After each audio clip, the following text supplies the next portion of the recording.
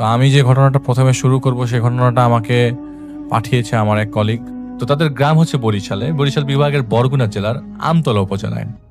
তো ঘটনাটা তিনি তাদের দূর সম্পর্কের একজন আত্মীয়, প্রায় 90-এর কাছাকাছি বয়স হয়, তাকে তারা নানা ডাকতো। বরিশালের ভেতরে যারা নদীতে মাছ ধরেন তারা সবাই তাকে চেনেন এবং তাদের কাছে তিনি কানা রকমাইন্না নামে পরিচিত। তার নামের সাথে কানা শব্দটা যুক্ত হওয়ার কারণেই আজকের ঘটনা। বুঝতেই পারছেন, এটাও একটা মাছ ধরার ঘটনা। তিনি তার যুবক বয়স থেকেই মাছ ধরতেন এবং মাছ ধরা তার একটা নেশা ছিল। আমি যেই বয়স্ক লোকের ঘটনা বলছি, তিনি অনেক লম্বা ডুব দিতে পারতেন। জাল পানির অনেক গভীরে আটকালে তিনি অনায়াসে তার ডুব দিয়ে ছুটে নিয়ে আসতো। তাই দূর দূরান্ত থেকে মানুষ তাকে নিয়ে যেত তাদের এলাকায় সাহায্য নেওয়ার জন্য, হেল্প করবে, তাদের বাসায় যে জালের ব্যাপারে একটু হেল্প করবে। জাল যদি আটকে যায় তাকে নিয়ে যে জালটা ছুটাতো। তো তাদের বাড়ির পাশ দিয়ে একটা রাস্তা গেছে, রাস্তার অন্য পাশে ছিল নদী।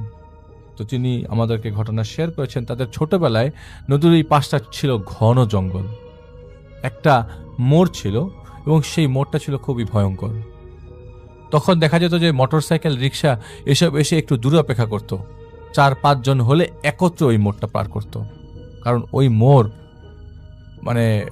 ওই মোড়ের ছিল ওইখানে অনেকজন বলতো যে ওই মোড়ে নাকি জিন থাকতো। রাতে একা যাওয়া এবং পেছনে তাকানো নাকি নিষেধ ছিল গ্রামের মুরব্বীদের। তার বাবা কাকারা ফজরের নামাজ পড়ার জন্য মসজিদে যাওয়ার সময় আর চোখে দেখতেন রাস্তায় ওই মোড় থেকে পাঞ্জাবি টুপি পরা লম্বা কেউ মসজিদের দিকে যাচ্ছে। ভয়ে তারা পেছনে তাকাতো না, কারণ চেহারাও দেখতে পারতো না কখনো। ওই মোড় নিয়ে অনেক ঘটনা আছে। এর মধ্যে একটা ঘটনা, তাদের এলাকার এক লোক একবার বাজার থেকে ফিরতে অনেক রাত করেন। তো মোটরসাইকেল করে ফিরছিলেন, কিন্তু মোটরসাইকেলের চালক ওই মোড় দিয়ে আসতে রাজি হয় নাই। তাই মোড়ের আগেই তাকে নামিয়ে দিয়ে সেই মোটরসাইকেল চালক চলে যায় এবং সে ছিল খুব সাহসী। তাই একা একাই নদী পাড়ের সেই রাস্তার মোড় অতিক্রম করার সিদ্ধান্ত তিনি একাই নেয়।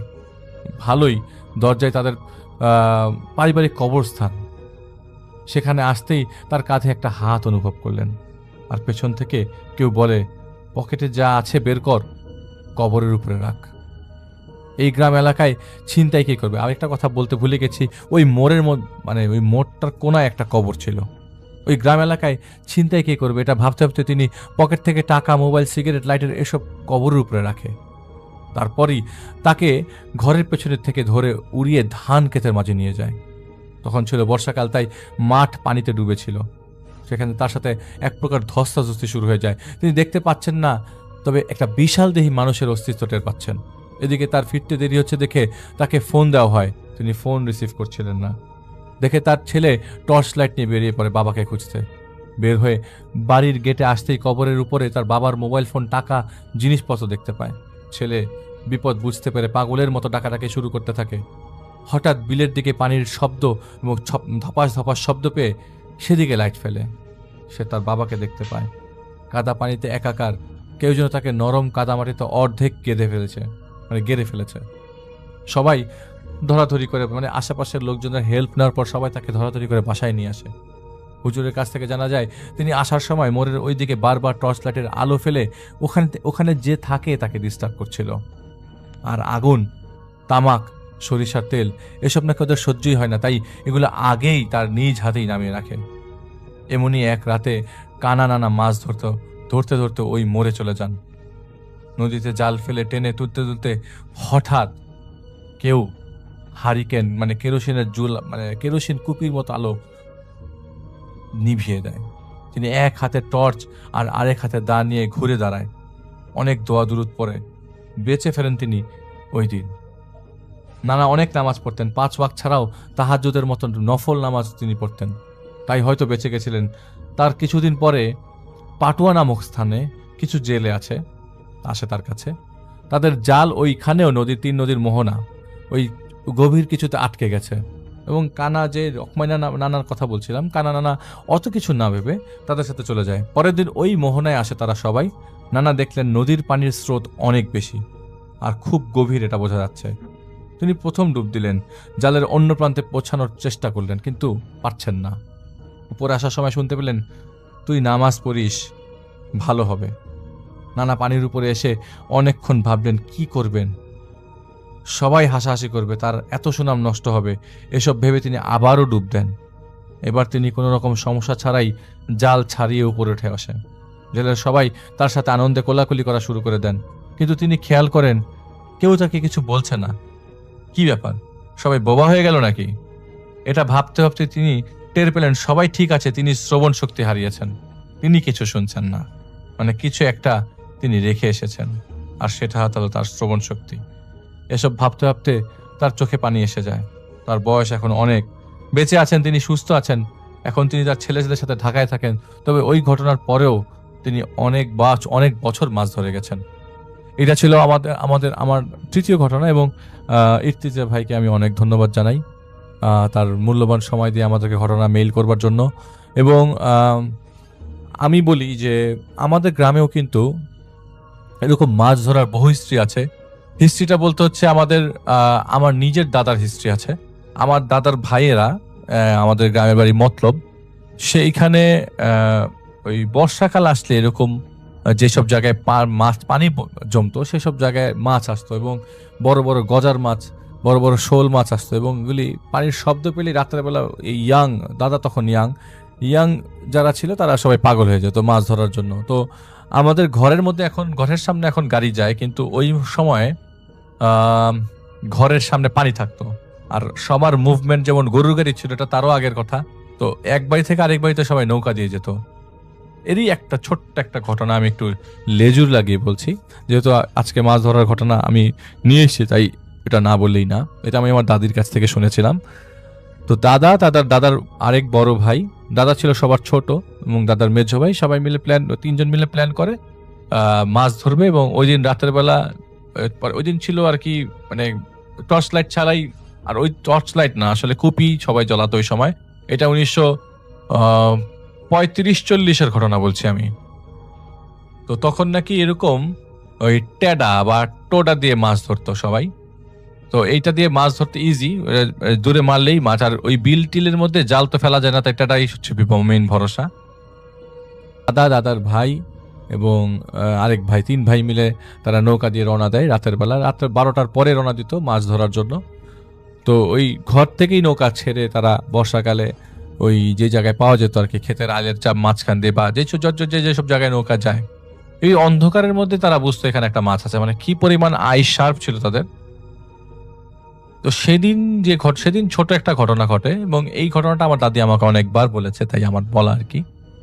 সেদিন নাকি দাদা একটা বড় ধরনের শোল মাছ দেখে, এবং শোল মাছগুলা 4-5টা শোল মাছ উপরে তোলে, কিছু রুই মাছ তোলে, বড় কাতলা মাছ ওঠায়। এবং ওইখানে নিয়ম ছিল গ্রামের বাড়িতে যে যারা মাছ ধরবে তারা বাড়ির সবাইকে ভাগ করে দেবে, কারণ ফ্রিজ তো ছিল না, একবারে মশলা দিয়ে মাখায় রাখতে হতো মাছ, এবং সবাই ভাগ করে নিত মাছ, এই বাড়ির সবাই, তার মানে আমার দাদার আত্মীয় স্বজন আর কি। তো মাছ তারা ধরে, ওই দিন ধরে নাকি প্রায় 30টার মতো শোল মাছ 3জন মিলে ধরে, প্রায় 10-12টার মতো কাতলা মাছ ধরে তারা বাড়িতে ব্যাক করে। এবং বাড়ি ব্যাক করার সময় 2টা ঘরের মাঝখান দিয়ে পানি জমে গেছে, ওই যে মাঝখান দিয়ে নৌকা নিয়ে ঢুকবে বাড়ির ভিতরে। এমন সময়ে রাত তখন 2:30-3টার সময় দাদার মুখে শোনা, এই পানির মধ্যে একটা গরু দাঁড়িয়েছিল। সবাই চিৎকার, এটা কার গরু, এই গরুটা কার, এই গরুটা ছুটছে। তো ওই ঘর, তাদের তো প্রত্যেকটা ঘরের লোকজন পরিচিত। তো বুঝলু নামে একজন লোক আছে, তো তার বাবা, এই বা মিয়া ভাই, আপনার গরু ছুটছে নাকি, দেখেন তো একটা গরু ওইখানে বাইরে দাঁড়ায় আছে, এটা কার গরু? তো কেউ কোনো সারা শব্দ নাই, কেউ চিৎকার করছে না, মানে চিৎকার করার পর কেউ শুনছে না। তো পানি তখন হাঁটুর উপরে, তো একজনের নামতে হবে গরুটাকে সরানোর জন্য। গরুটা সরানোর সময় গরুটা দিল দৌড়। তো তিনি আবার নৌকায় উঠে যান, যেহেতু গরুটা সরে গেছে। আর একটু সামনে আগানোর পরে তাদের ঘর থেকে 800-900 ফিট সামনে তিনি দেখলো যে একটা মানুষ দাঁড়ানো। মানুষের হাইটটা বোঝা যাচ্ছে না, এটা যে একটা মানুষ সেটা বোঝা যাচ্ছে, মানুষের চেহারা বোঝা যাচ্ছে না, শরীরের গঠন বোঝা যাচ্ছে না, কিন্তু বিয়ের প্যান্ডেল যেমন টাঙানো এরকম ভাবে 2 পা 2 পাশে মেলে ধরে দাঁড়িয়ে আছে। তো আমার দাদার মেজো ভাই আবার রাস্তায় বড় বড় মাহফিল টাইপের দূর থেকে আসতো, তো রেগুলারলি তিনি এসব দুয়া কালাম পড়তো, কিছু আমল করতো, যার কারণে তিনি জানতেন স্পেলস কি। তিনি বুঝে গেছিলেন এই জিন আসছে, মানে জিন এসছে তাদেরকে ডিস্টার্ব করার জন্য, এবং তিনি বলছেন যে এটা আবার আসছে। তার মানে এইটা তিনি আরো একবার ফেস করেছেন। যদি এই ঘটনাটা আমার শোনা হয়নি, আমি যদি আমার দাদির কাছ থেকে যদি শুনতে পারি, আমি আবারও এটা শেয়ার করব। তো ওই মুহূর্তে তার দাদাকে বলছিল যে এটা আবার আইছে। তো তিনি কি করলেন, তাদের চারিপাশে একটা দাগ দিলেন, একটা দাগ দিয়ে ম্যাচের কাঠি জ্বালালেন, এবং ম্যাচের কাঠি জ্বালাতে জ্বালাতে ওইটা চলে গেল। তো তারা বাড়িতে চলে আসে, এবং বাড়িতে চলে আসার পরে দেখে যে কয়টা মাছ তারা ধরেছিল কোনো মাছই নাই। এইখানে সবগুলা মাছই এখান থেকে গায়েব হয়ে গেছে। খালি দুটো রুই কাতলা ছিল, যেগুলো নিচে রাখা ছিল সেগুলি পাতিলের মধ্যে আছে, এবং ছোট ছোট রুই কাতলা, ছোট ছোট কাতলা মাছ ছিল আর কি, ওই পাতিলের মধ্যে ছিল। আর বাকি সব বড় বোলের মধ্যে ছিল, ইয়ার ভিতরে, নৌকার নিচের দিকে। ওই দুইটা মাছই সেভ করতে পেরেছিল, আর বাকি সব ওই চলে যাওয়ার সময় নিয়ে গেছে। ওই গরুটা যে সামনে আসছিল ওইটাই মূলত নিয়ে যাওয়ার জন্য আসছিল আর কি। এবং পরবর্তী দিন সকালবেলা তাদের বাড়ির পিছনে অনেক কালো মাছের চোলকা ফোলকা, মাছের ফোলকা টোলকা, মাছের ময়লা সব বাড়ির পেছনে পাওয়া গেল। আমি ইঞ্জিনিয়ার মুস্তাফিজুর রহমান। আমার গ্রামের বাড়ি কুষ্টিয়া। বর্তমানে চাকরির সুবাদে আমি নারায়ণগঞ্জে থাকি। ঘটনাটা আমার নিজের সাথেই ঘটেছে। ঘটনাটা ঘটে 2011 সালে। আমি তখন কুষ্টিয়া পলিটেকনিক্যাল ইনস্টিটিউটে 3য় বর্ষের ছাত্র। কুষ্টিয়া জেলায় খোকসা থানায় ঘটনাটি ঘটে। আমি কুষ্টিয়া হোস্টেলে থেকে পড়াশোনা করতাম। কোরবানির ঈদের ছুটিতে আমি বাড়ি গিয়েছি।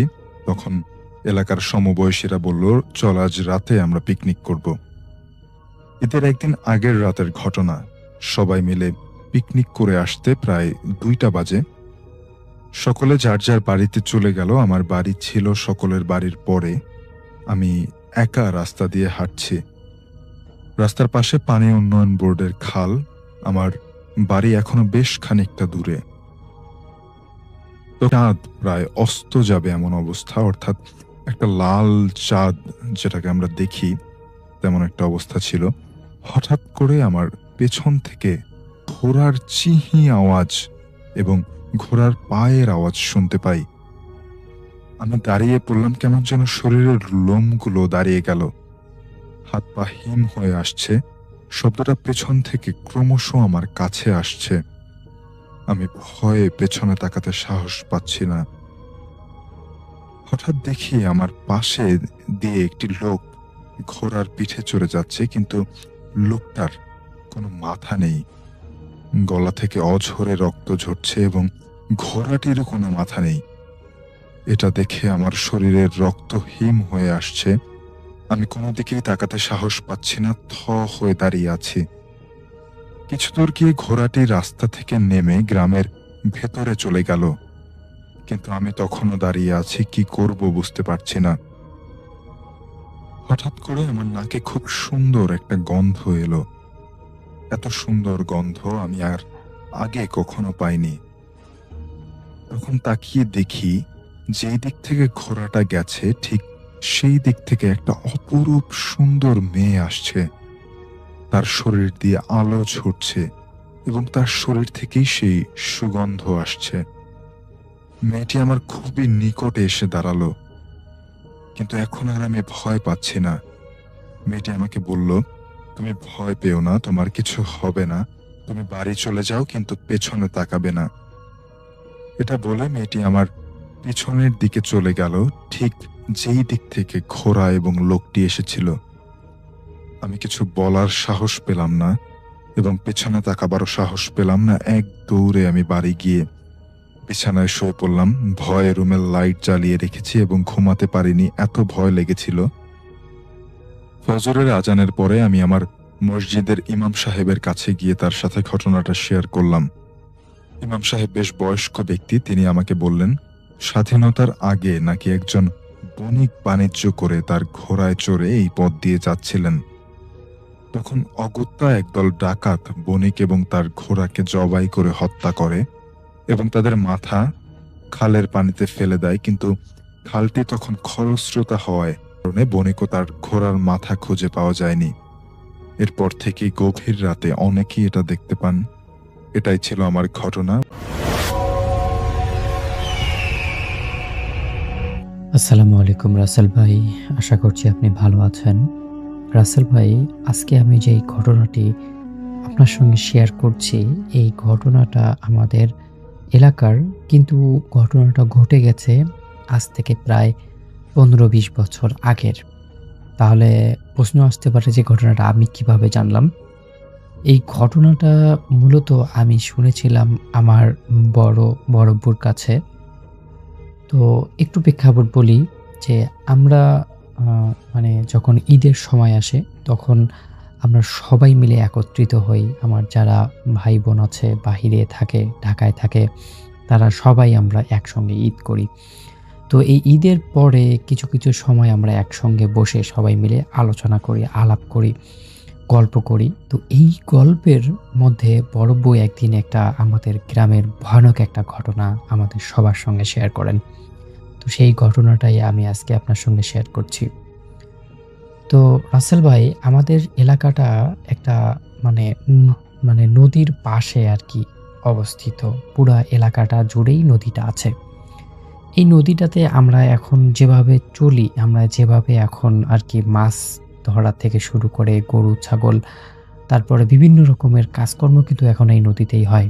কিন্তু এই নদীর একটা ভয়ানক ঘটনা ছিল, যেটাই আজকে শেয়ার করছি। তো উম মানে আমাদের বড়ব্বুরা যখন ইয়াং ছিল আরকি, তখন বড়ব্বুর বয়স ১৬ কি ১৭ হবে আরকি। তখন তাদের আ সময়কার একজন জেলে, যিনি কিনা অনেক বেশি সাহসী ছিলেন। পুরো এলাকার মানে ওই গ্রামটার আ সবাই তাকে ওস্তাদ মানতেন। কারণ তখন ওই সময়ে ওই যে নদীটা ছিল, ওই নদীর মধ্যে যে মাছ পাইতো, সেই মাছগুলোই তারা বাজারে বিক্রি করে তাদের সংসার চালাতো। অধিকাংশ মানে পরিবারেই এরকমভাবেই চলতো। আর বাকি যারা ছিল তারা কেউ গরু চড়াইতো, তারপরে চাষাবাদ করতো এরকম। কিন্তু অধিকাংশরাই এই মাছ মারতো আরকি সেই নদীতে। আর এই সবার লিডার হচ্ছেন, বা সবার কোনো সমস্যা হলে সব সমাধান করতেন সেই যে বৃদ্ধ লোক ছিলেন তিনি। তার নাম কালু মহাজন। তাকে সবাই কালু মহাজন হিসেবেই চেনেন। কিন্তু তিনি এখন আর সেইভাবে মাছ ধরেন না। তার একটা ছোট ঘর আছে। ঘর বলতে মানে অফিস রুম আরকি। তখনকার আমলের আরকি তার অফিস রুম। সেই অফিস রুমে উনি সবসময় থাকেন। কারো কোনো সমস্যা হলে, কারো কোনো যদি গুরুতর কোনো সমস্যা হয়, তখন তিনি সেটা গিয়ে সমাধান করেন। এবং আ মানে তার একটা আওতায় একটা বাজার আছে, যেই বাজারের উনি সভাপতি ছিলেন। তো এই যে লোকগুলো যারা ছিল তারা সবাই মাছ ধরতেন। ধরে ওনাকে আরকি বলতেন যে আ এই মাছটা এরকম। উনি আরকি মাছের মানে দাম নির্ধারণ করতেন। তারপর বাজারের দেখভাল করতেন। কোনো জেলে অসুস্থ হলে তার সহযোগিতা সবকিছুই উনি করতেন আরকি। তো এই কালু মহাজন একদিন রাত্রের বেলা লাইট নিয়ে নদীর পাশ দিয়ে হাঁটতেছেন আরকি। তিনি কোথাও যাচ্ছেন বা হাঁটতেছেন এরকম টাইপের। তো তখন তিনি দেখেন এই নদীর মধ্যে এত বড় একটা মাছের আরকি উনি সন্ধান পান, যেই মাছটা কম হলেও মানে বিশাল বড় আরকি, যেটার কোনো সাইজ হতে পারে না। তো তখন তিনি এটাকে দেখে মানে নিজের চোখে বিশ্বাস করতে পারেন না। কারণ তিনি জানেন যে এই নদীতে কত বড় মাছ হতে পারে বা মাছ কতটুকু আছে না আছে, তো সবকিছুই তিনি জানেন। কারণ ছোটবেলা থেকেই তিনি এখানে বড় হয়েছেন। মানে এত বড় মাছের সন্ধান উনার কাছে আসবে এটা উনি কল্পনাও করতে পারেননি। তারপর উনি যেহেতু একজন অভিজ্ঞ মাছ জেলে আরকি, তখন উনি সিদ্ধান্ত নেন যে এই মাছটাকে তিনি তার জালে ফাঁসাবেন। তারপর এলাকার যারা জেলে ছিল, সেই জেলের মধ্যে সবথেকে অভিজ্ঞ যারা জেলে, তাদেরকে নিয়ে তিনি একটি দল গঠন করেন। যেই দলটি কাজ থাকবে রাত্রের বেলায় এই নদীর যে বড় মাছটার সন্ধান তিনি পেয়েছিলেন, বা বড় মাছটাকে যেটাকে তিনি দেখেছেন সেই মাছটাকে আটকানো। তো যেই কথা সেই কাজ, মহাজন যেটা বলেছে সেটাই করতে হবে। ৭ জন আ না ৭ জন কি ৫ জন আরকি। আমার এই বিষয়টা মনে নাই। বড়ব্বু যেভাবে বলেছিল সেভাবে বলছি। ৫ জন হয়তো, হ্যাঁ, ৫ জন মিলে মানে ওই কালু মহাজন মিলে ৫ জন সহ সেই মাছের সন্ধান তারা শুরু করতে থাকে যখন নাকি রাত ১০টা বাজে। আর রাসেল ভাই, একটা কথা আপনাকে বলে রাখি যে মানে গ্রাম অঞ্চলে আর আজ থেকে ২০ বছর আগের ১০টা মানে রাত ১০টা মানে কিন্তু অনেক গভীর রাত আরকি। তো এই গভীর রাতে তারা ২ টা নৌকায় করে নদীর এই মাথা থেকে ও মাথা পর্যন্ত মানে চক্কর দেন আরকি, খোঁজেন এই মাছটা কোথায় পাওয়া যায় আবারও। কালু মহাজন একা থাকতেন, না সরি, কালু মহাজনের সঙ্গে আরেকজন থাকতেন এবং অন্য যে নৌকাটা ছিলেন সেই নৌকায় ৩ জন থাকতেন। একজন নৌকা চালাতেন আর ২ জন হচ্ছে মাছটাকে খুঁজতেন। আর কালু মহাজন যেই নৌকাতে ছিলেন সেই নৌকায় একজন নৌকা চালাতেন আর কালু মহাজন মাছ খুঁজতেন। তো এই অবস্থাতে একদিন মানে এক রাতে, অমাবস্যার রাত, সেই রাতে এত বেশি অন্ধকার যে মানে কোনোভাবেই তারা নদীতে যাইতে চাচ্ছে না। কিন্তু কালু মহাজন বলে, অন্ধকার রাতেই আসল খেলা হয় মাছের। তোরা যাবি তো যা, আমি আজকে চেষ্টা করি দেখি। তো কালু মহাজনের একজন, ওই দলের মধ্যে একজন আবার কালু মহাজনের ভক্ত ছিল। তিনি কালু মহাজনের খুব আশেপাশেই থাকতেন। তো তিনি বলে যে, মহাজন আমি আপনার সাথে থাকি। তো কালু মহাজন বলে, ঠিক আছে তুই নৌকা চালাস তাহলে। তারপর রাত সেদিন ১১টা বাজে, কালু মহাজন এবং কালু মহাজনের যিনি ভক্ত ছিলেন আর একজন জেলে, দুজন মিলেই যান নদীতে সেই মাছটার খোঁজে। তো কালু মহাজন কিছুক্ষণ পরে দেখতে পারেন নদীতে ওই যে প্রথম দিন তিনি যেই রকম একটা মাছের সাড়া পেয়েছেন, আজকে সেই সাড়াটাই তিনি পাচ্ছেন। তারপর তার যে সহকারী ছিলেন আর কি, নৌকা চালককে বলেন, তুই অনেক ধীরে ধীরে নৌকাটা চালাবি, আমি যেখানেই ইশারা করব সেখানেই বদ্ধ হয়ে যাবে। যাই হোক, মাছ মারা শুরু হয়েছে। কালু মহাজনের হাতে আছে একটা মানে লাঠি টাইপের আর কি, মাছ ধরার জন্য ছুঁচোর, আমাদের এলাকায় এটাকে বলে খোঁচা, আর জাল আছে এবং সাথে আছে আলো জ্বালানোর মতো লাইট। যাই হোক, তারা দেখতেছে, মানে তারা যখন যাচ্ছে তো নদীর এপাশ থেকে তাদের কোনো কারণে ওই পাশে যাওয়ার একটা মানে প্রয়োজন পড়ে যায়। তো যখন নদীর ঠিক মাঝখান বরাবর গেছে, ঠিক তখনই সেই মাছের একটা মানে সাড়া তারা পেল। পাওয়ার পরে কালু মহাজন বলল, নৌকা একদম আস্তে কর, নৌকা চালানোর দরকার নেই, দেখি মাছটা কি করে। তারপর তারা যখন সেখানে আর কি নৌকাটা একটা স্লো করলো, নৌকাটা একদম ধীরে ধীরে যাচ্ছে, ঠিক তখনই তারা মানে এমনটা মানে লক্ষ্য করলো যে তাদের নৌকাটা এমনিই চলছে। নৌকাটা যেন এমনি পার হয়ে যাচ্ছে। সেদিন কোনো বাতাস নেই, নদীতে কোনো ঢেউ নেই। নৌকাটা আসলে এমনি যাওয়ার কথা না, কারণ নৌকার মধ্যে অনেক ভারী জিনিস আছে, এগুলো নিয়ে নৌকা একা যাওয়ার কথা না। তো কালু মানে যে মহাজন ছিল, তার একটু সন্দেহ হলো, আসলে এটা কি হচ্ছে, নৌকা তো যাওয়ার কথা না, তাহলে নৌকাটা যাচ্ছে কিভাবে। তারপর তারা যখন পিছনে ফিরে, ঠিক তখনই তারা দেখতে পারে তাদের নৌকাটাকে কেউ যেন একজন পানির নিচ থেকে ধাক্কা দিচ্ছে। এটা দেখার পর কালু মহাজন বলল, হয়তো মাছটাই এর পিছনে আছে, রেডি হয়ে যা। তারপর কালু মহাজন তার যে জাল ছিল সেখানে, সেই জালটা দিয়ে চতুর্পাশে একটা গোল আবৃত করে ফেলে এবং তার যে সহকারী ছিল তাকে বলে যে, তুই শক্ত করে এবার নৌকা চালাবি, আমি জালটা গুটিয়ে নেব। তারপর কালু মহাজন তার যে জালটা ছিল সেই জালটাকে গুটিয়ে নেওয়ার পর যখন জালটা তুলতে যাবে, ঠিক তখন দেখতেছে জালটা কোনোভাবেই উপরে আসতেছে না। জালটা এত বেশি ভারী হয়ে গেছে। কালু মহাজন এবার বলতেছে যে, আজকে যেই মাছটা পেয়েছি, এই মাছটা হয়তো আমার জীবনের সবথেকে বড় মাছ হবে।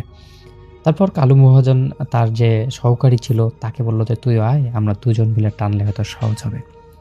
যখন তারা দুজন মিলেই ওই জালটাকে টানা শুরু করলো, তখন দেখতে পারল যে সেই জালটার ভিতর থেকে কেউ যেন গোঙানি শব্দ করছে।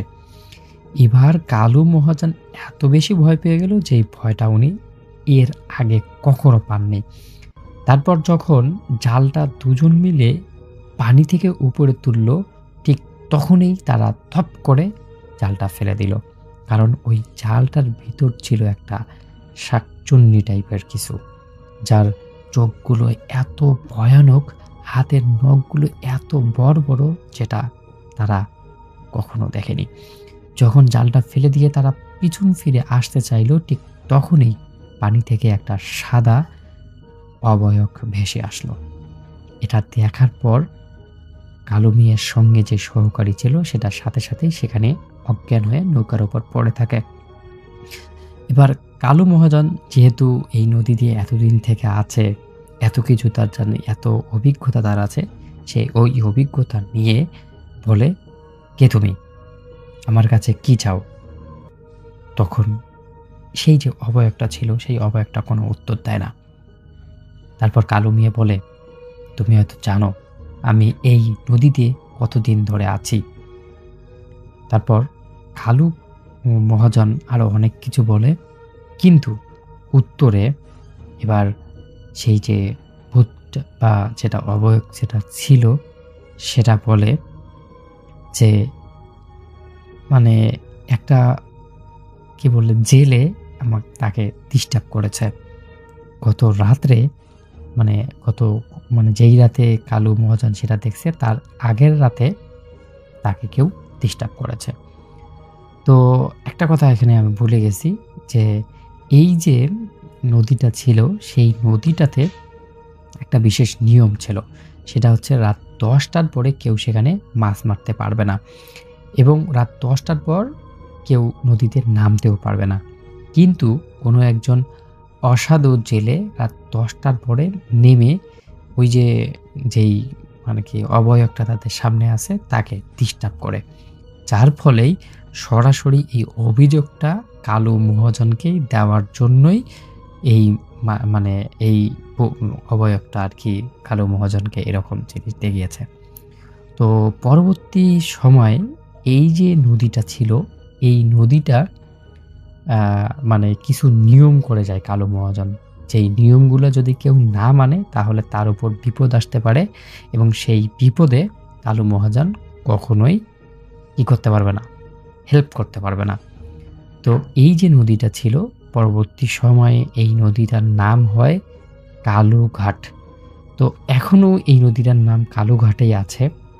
কিন্তু এই যে ঘটনাটা, এই ঘটনাটা আসলে কতটুকু বিশ্বাসযোগ্য বা এটা আসলে কতটুকু সত্যি সেটা আমি কখনো জানি না, কখনো যাচাইও করিনি, কারো কাছ থেকে আর জিজ্ঞেসও করিনি, শুধু বড়বুর কাছ থেকে শুনছিলাম, সেটাই আপনার সঙ্গে শেয়ার করলাম।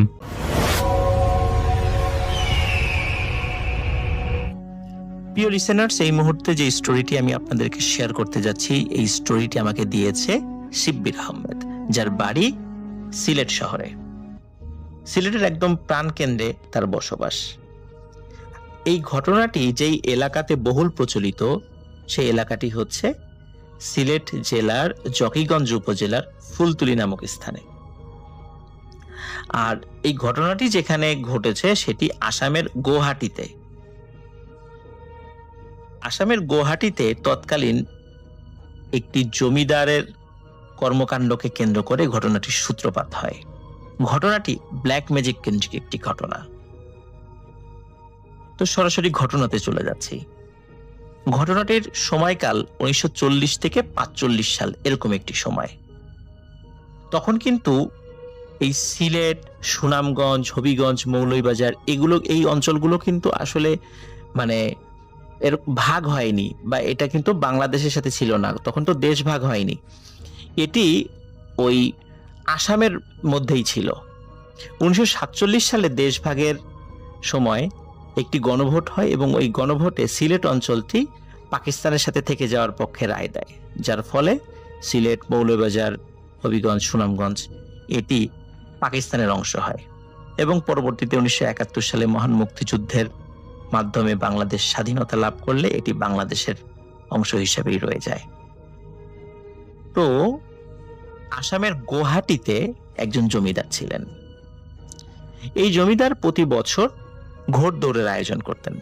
তার গ্রামে যে মানুষরা ছিল তারা অনেকেই ঘোড়া টোড়া পালতো, আর তৎকালীন সময় তো যোগাযোগ ব্যবস্থা ঘোড়া কেন্দ্রিক একটু বেশি হতো, কারণ তখনও তো সবার কাছে এরকম গাড়ি বা বাস এগুলো এরকম চালু হয়নি। এটি একটি উৎসবের মতো ছিল গ্রামে। তো জমিদার বর্ষাকালের ঠিক আগে এই ঘোড়দৌড়ের একটা আয়োজন করত। তো এমন একটা সময়ে নিয়মিতভাবে যেহেতু এটা করে, তো ওই বছরের একটা নির্দিষ্ট দিনে জমিদার ঘোড়দৌড়ের আয়োজন করেন। গ্রামের বিভিন্ন প্রান্ত থেকে মানুষজন ঘোড়া নিয়ে আসে তার ঘোড়াকে প্রতিযোগিতায় অংশগ্রহণ করানোর জন্য। এর মধ্যে চিনাই নামে একজন ব্যক্তি, আবারও বলছি তার নাম হচ্ছে চিনাই। এই চিনাই নামক একজন ব্যক্তি, সে একটি ঘোড়া নিয়ে আসে। এই ঘোড়াটি অন্য সবার ঘোড়া থেকে বেশ তাগড়া ছিল, উঁচু ছিল এবং দেখতে একদম কুচকুচে কালো ছিল। এই ঘোড়াটিকে দেখে জমিদারের খুব ভালো লেগে যায়। জমিদার চিনাইকে কাছে ডেকে ওই ঘোড়াটি জমিদারের কাছে বিক্রি করতে বলে। সকলের সামনে চিনাই জমিদারের এই প্রস্তাবটি না বলে দেয়। সবার সামনে এরকম একজন প্রতাপশালী জমিদারকে মুখের সামনে না বলে দেয়া, এটি জমিদার ভালোভাবে নেয়নি। জমিদার খুবই অপমানিত হয় বা সে অপমানিত বোধ করে। সে চিনাইকে বলে, তুমি প্রতিযোগিতায় অংশগ্রহণ করতে পারবা না, তুমি চলে যাও, তোমাকে এই ঘোড়দৌড় প্রতিযোগিতায় অংশগ্রহণ করতে দেয়া হবে না। তখন চিনাই বলে যে, আমার তো কোনো দোষ নেই, আপনি ঘোড়ার দাম করেছেন বা ঘোড়াটা নিতে চেয়েছেন, কিনতে চেয়েছেন, আমি মালিক হিসাবে তো সেটা না বলতেই পারি যে আমি বিক্রি করব না। আমাকে প্রতিযোগিতা থেকে কেন বের করে দিচ্ছেন? জমিদার বলে, কোনো কথা শুনবো না, প্রতিযোগিতা থেকে বের হয়ে যাও। তখন জমিদার তার লোকদেরকে দিয়ে চিনাইকে তার ঘোড়া সমেত ওই প্রতিযোগিতা থেকে বের করে দেয়। চিনাই ওই ঘোড়া নিয়ে ওই প্রতিযোগিতায় অংশ নিতে পারে না। জমিদার খেয়াল করে যে চিনাই যখন হেঁটে যাচ্ছিল, সে ঘাড় ঘুরিয়ে জমিদারের দিকে ভয়ঙ্কর দৃষ্টিতে তাকিয়েছিল। মনে হচ্ছিল বহু বছরের জমে থাকা ক্ষোভ জমিদারের দিকে তাকিয়ে এসে ঝেড়ে দিচ্ছে। জমিদার কোনো একটা অদ্ভুত কারণে শুধু প্রতিযোগিতা থেকে বের করে দিয়েছে, তার উপর কোনো শাস্তি প্রয়োগ করতে পারছে না। জমিদার বুঝতে পারছে না কেন, যেন সে বলতে পারছে না যে আসলে চিনাইকে কোনো একটা শাস্তি দিবে, শাস্তির ঘোষণা করবে। জমিদাররা কিন্তু ওই সময় কিন্তু অনেক তার প্রজাদের উপর অনেক নির্যাতনমূলক কাজ করত, যেটা আসলে কোনো বিচার আচার হতো না। কিন্তু জমিদার কিন্তু সেটা পারেনি, শুধু প্রতিযোগিতা থেকেই বের করে দিয়েছে। এটাও একটা অদ্ভুত বিষয়। জমিদারের অনেক ক্ষমতা ছিল, বাট তিনি সেটা করেননি। কেন করেননি সেটি জমিদার নিজেও বলতে পারেন না, কিন্তু জমিদার কিন্তু মনে মনে চাচ্ছিলেন, কিন্তু সেটা পারছিলেন না। যাই হোক, প্রতিযোগিতা হয় উৎসবের সাথে এবং যথারীতি প্রতিযোগিতা শেষও হয়ে যায়। প্রতিযোগিতা যখন শেষ হয়ে যায়, তখন জমিদারের একজন লোক এসে জমিদারকে বলে যে চিনাই যখন যাচ্ছিল তখন সে জোরে জোরে বলছিল, এই গ্রামে আর কখনোই কোনো ঘোড়দৌড়ের প্রতিযোগিতা হবে না, আমি এটা হতে দেব না। জমিদার এই কথা শুনে সে হেসে ওঠে, বলে যে ওর মতো একজন মানুষ, সে এই প্রতিযোগিতা বন্ধ করবে, এটা একটা হাস্যকর বিষয়। তখন অন্য লোকরা বলে যে মালিক আমাদেরকে হুকুম দেন, ওকে শায়েস্তা করে আসি। কিন্তু জমিদার কোনো এক অদ্ভুত কারণে, ওই যে বললাম, সে হুকুম দিতে পারে না। যাই হোক, অল্প কিছুদিনের মধ্যে বর্ষাকাল শুরু হয়ে যায়।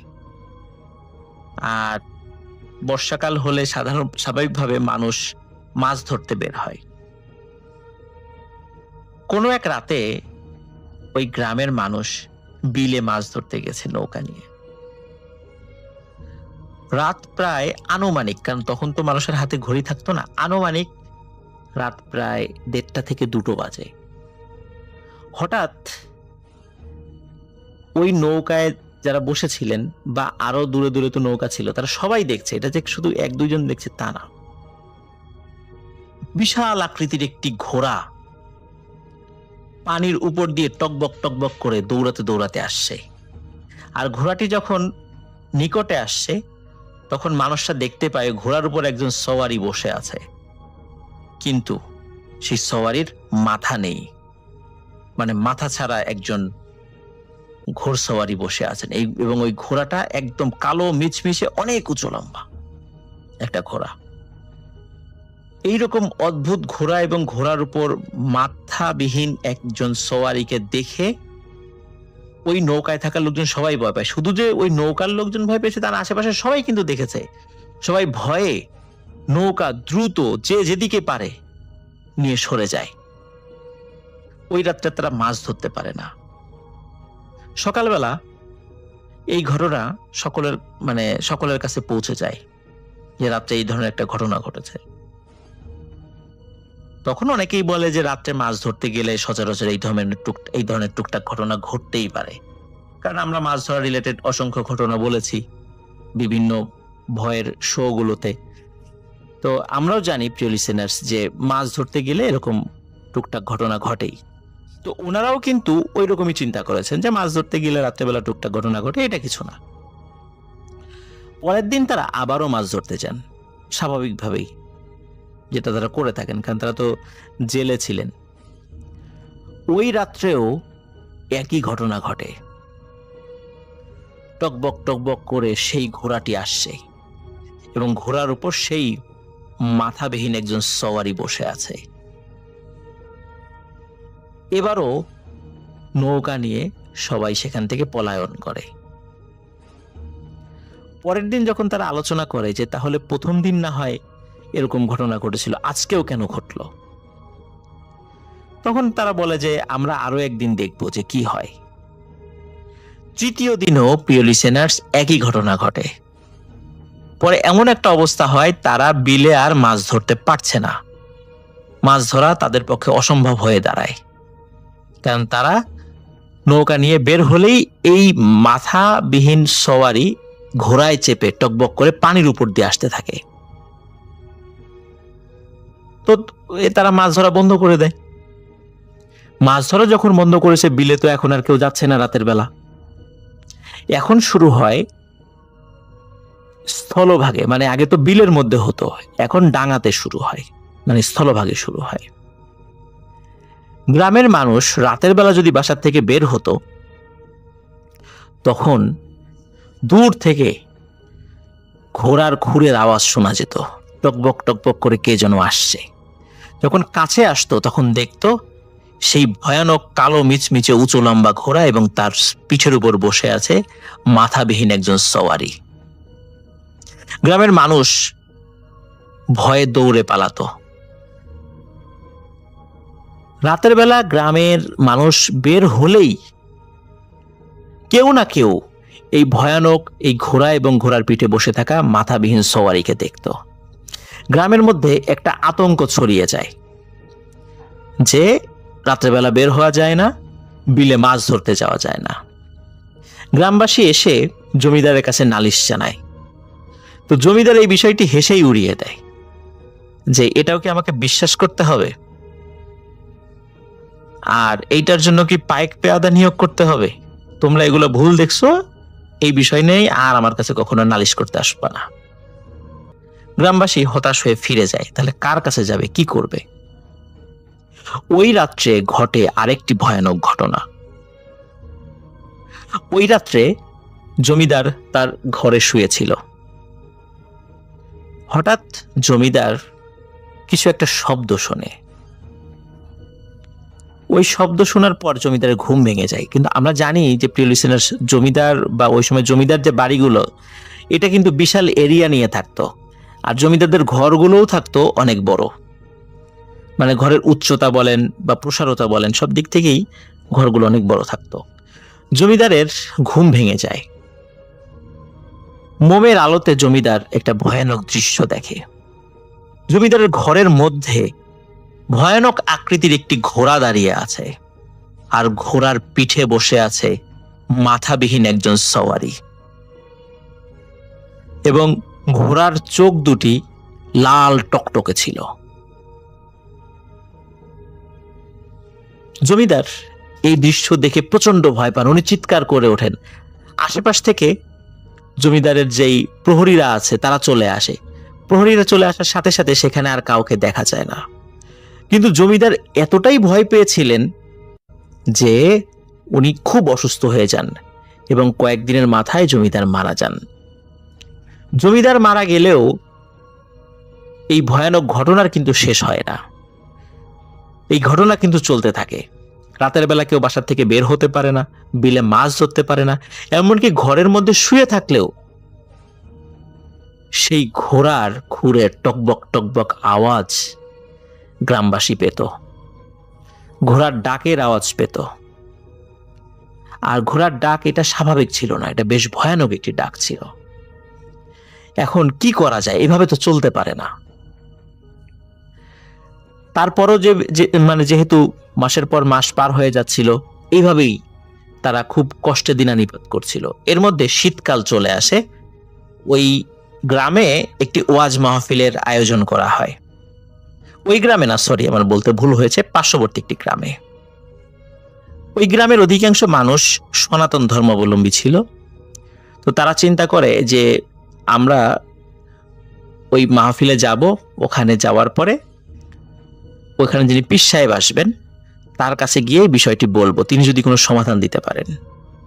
কারণ তারা স্থানীয়ভাবে অনেক সমাধানের চেষ্টা করলেও এই বিষয়টি কোনোভাবেই সুরাহা হচ্ছিল না। কারণ হচ্ছে তারাও কিন্তু ওই গ্রাম বা পার্শ্ববর্তী গ্রাম থেকে বিভিন্ন কবিরাজদেরকে ডেকে নিয়ে এসেছিল। কবিরাজরা যখনই এই সমস্যার সমাধানের চেষ্টা করত, তখনই ওই কবিরাজের সন্তানাদি মারা যেত, এমনকি কবিরাজও মারা যেত। এই জন্য কবিরাজরা ভয়ে এই সমস্যার সমাধানের জন্য আসতে চাইতো না। গ্রামবাসী যখন একদম হতাশ হয়ে গিয়েছিল, তখন তারা চিন্তা করেছে যে আমরা এই যিনি ওয়াজে আসবেন, ওয়াজ করতে আসবেন, শুনেছি তিনি অনেক বুজুর্গ একজন মানুষ, তার কাছে আমরা এই সমস্যার সমাধানের জন্য বলবো। এবং সত্যি তার কাছে যান। ওয়াজ শেষ হন, ওয়াজ যখন শেষ হয়, ওয়াজ শেষ করার পরে গ্রামবাসীদের একটা প্রতিনিধি দল হুজুরের সাথে দেখা করেন। হুজুরের সাথে দেখা করার পরে হুজুর মনোযোগ দিয়ে সব কথা শোনেন। শোনার পর হুজুর বলেন যে এই যে চিনাই নামে যে লোকটা ঘোড়া নিয়ে এসেছিল, ও ব্ল্যাক ম্যাজিক জানতো। ওখান থেকে চলে যাওয়ার পরেই ও ভয়ানক একটি জিনকে চালান করে দেয়, যাতে করে কেউ আর বিলে মাছ ধরতে না যায়, রাত্রেবেলা ঘর থেকে বের না হয়, এবং গ্রামে একটি ভয়ানক পরিবেশ পরিস্থিতি সৃষ্টি করার জন্য। এবং এটি করতে সে সফল হয়েছে। জমিদার ভয়ে মারা গেছে এবং তোমাদেরকেও ভয় দেখাচ্ছে। এখন এটার সমাধান কি? তখন হুজুর বলেন, এটার সমাধান একটাই, আমি একটি চিরকুট লিখে দিচ্ছি। তোমরা কেউ একজন সাহসী মানুষ রাতের বেলা গিয়ে গ্রামের 3 রাস্তার মোড়ে একটি ছোট্ট পাথর দিয়ে এই চিরকুটটা মাটিতে রেখে আসবা। পরের দিন তাই করে। ওই রাত্রে একজন মানুষ, বেশ সাহসী একজন মানুষ, উনি পাথর দিয়ে ওই চিরকুটটি 3 রাস্তার মোড়ে ঢেকে রেখে আসেন এবং পরের দিন সকালে গিয়ে দেখেন পাথরটি ওই জায়গায় আছে, কিন্তু ওই চিরকুটটি নেই। অদ্ভুত ব্যাপার, এরপর থেকে ওই ঘোড়া এবং ঘোড়ার উপর মাথা কাটা সওয়ারিকে আর দেখা যায় না, এবং আজও কখনো দেখা যায়নি ওই গ্রামে। পীর সাহেব বলেছিলেন যে এটি ব্ল্যাক ম্যাজিকের কারণে হয়েছে, এবং ওই ঘোড়সওয়ারি, এই জিনটি এতটাই শক্তিশালী ছিল যে ওর সাথে কেউ পেরে উঠত না, যার কারণে কোনো কবিরাজ এই সমস্যার সমাধানের চেষ্টা করতে গেলে তার উপরে নেমে আসতো ভয়ানক পরিণতি। এই জন্য সচরাচর কেউ এই কাজটি করতে চাইতো না। এইভাবে এই সমস্যাটির সমাধান হয়েছিল। প্রিয় লিসেনার্স, আপনারা অনেকেই জানতে চাইবেন এই যে হুজুরের কথা বলছি, উনি কে ছিলেন? হ্যাঁ প্রিয় লিসেনার্স, ওনার নাম ছিল আব্দুল লতিফ চৌধুরী। উনি ফুলতুলি পীর সাহেব হুজুর নামে সিলেট অঞ্চলে পরিচিত। শুধু সিলেট অঞ্চলে না, পুরো সিলেট বিভাগ, বাংলাদেশ এবং এই উপমহাদেশে উনি ফুলতুলি পীর সাহেব হুজুর নামে পরিচিত। ধর্মীয় শিক্ষার প্রসার এবং ধর্ম বর্ণ নির্বিশেষে মানুষের উপকার করার জন্য ফুলতুলি পীর সাহেব হুজুর বিখ্যাত হয়ে আছেন। 1913 সালে সিলেট জেলার জকিগঞ্জের ফুলতুলি নামক স্থানে উনি জন্মগ্রহণ করেন। দীর্ঘ কর্মজীবনে উনি অসংখ্য ভালো কাজ করে গেছেন, যেগুলো বলে শেষ করা যাবে না। 2008 সালের 16 জানুয়ারি উনি ইন্তেকাল করেন এবং ফুলতুলির মাটিতেই ওনাকে সমাহিত করা হয়েছে। আল্লাহ তাকে জান্নাতুল ফেরদৌস দান করুক এবং তার ওসিলায় হিন্দু মুসলিম নির্বিশেষে বহু মানুষ উপকৃত হয়েছে।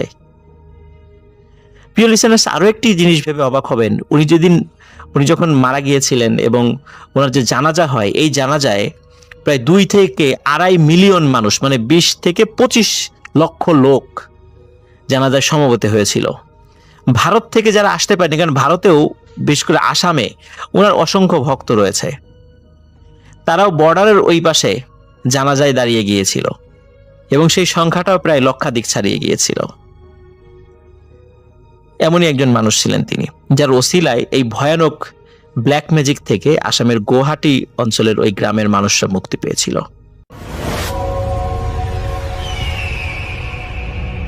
এই ঘটনাটি ঘটে পরেশের দিদিমা এবং দাদুর সাথে, এবং পরেশের দাদু এবং দিদিমা তখন থাকতেন এমন একটা গ্রামে।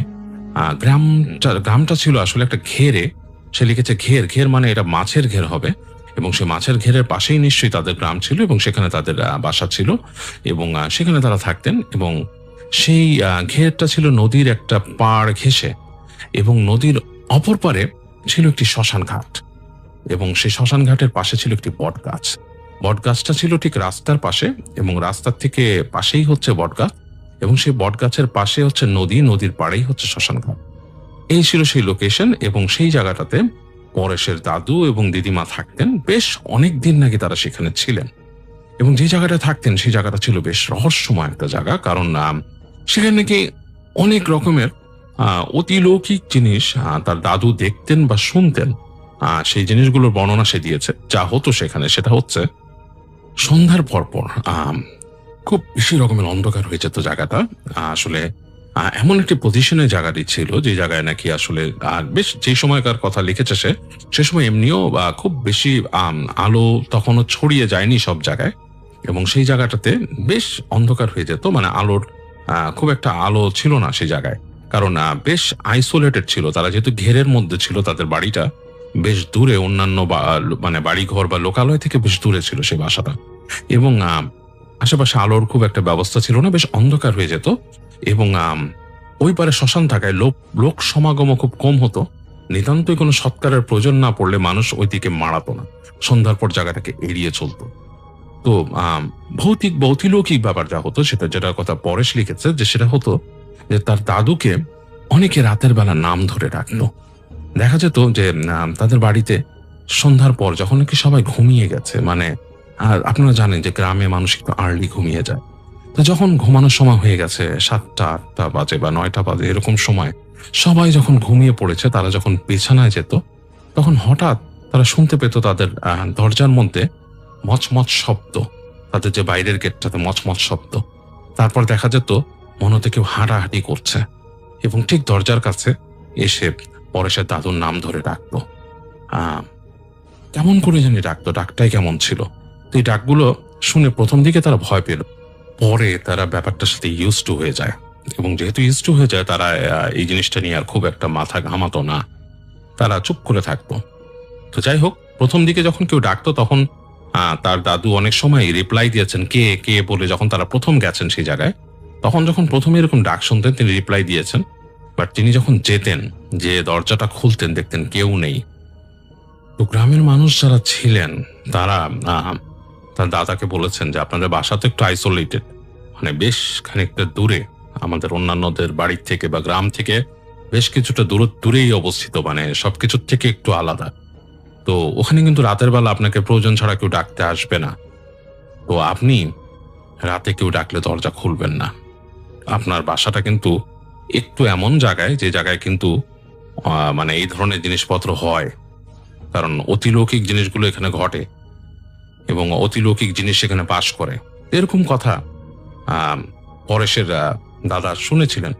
পরেশের দাদু যখন এগুলো শুনলেন তিনি ইউজ টু হয়ে গেলেন, তিনি এরকম ডাকে আর সাড়া দিতেন না। তো দেখা যেত ডেকে ডেকে যখন নাকি তার কথার কোনো উত্তর মিলতো না বা প্রত্যুত্তর হতো না বা উনি যখন যেতেন না, তখন একটু পরে তার বাসার চালের উপর শুরু হতো ঢিলের বৃষ্টি।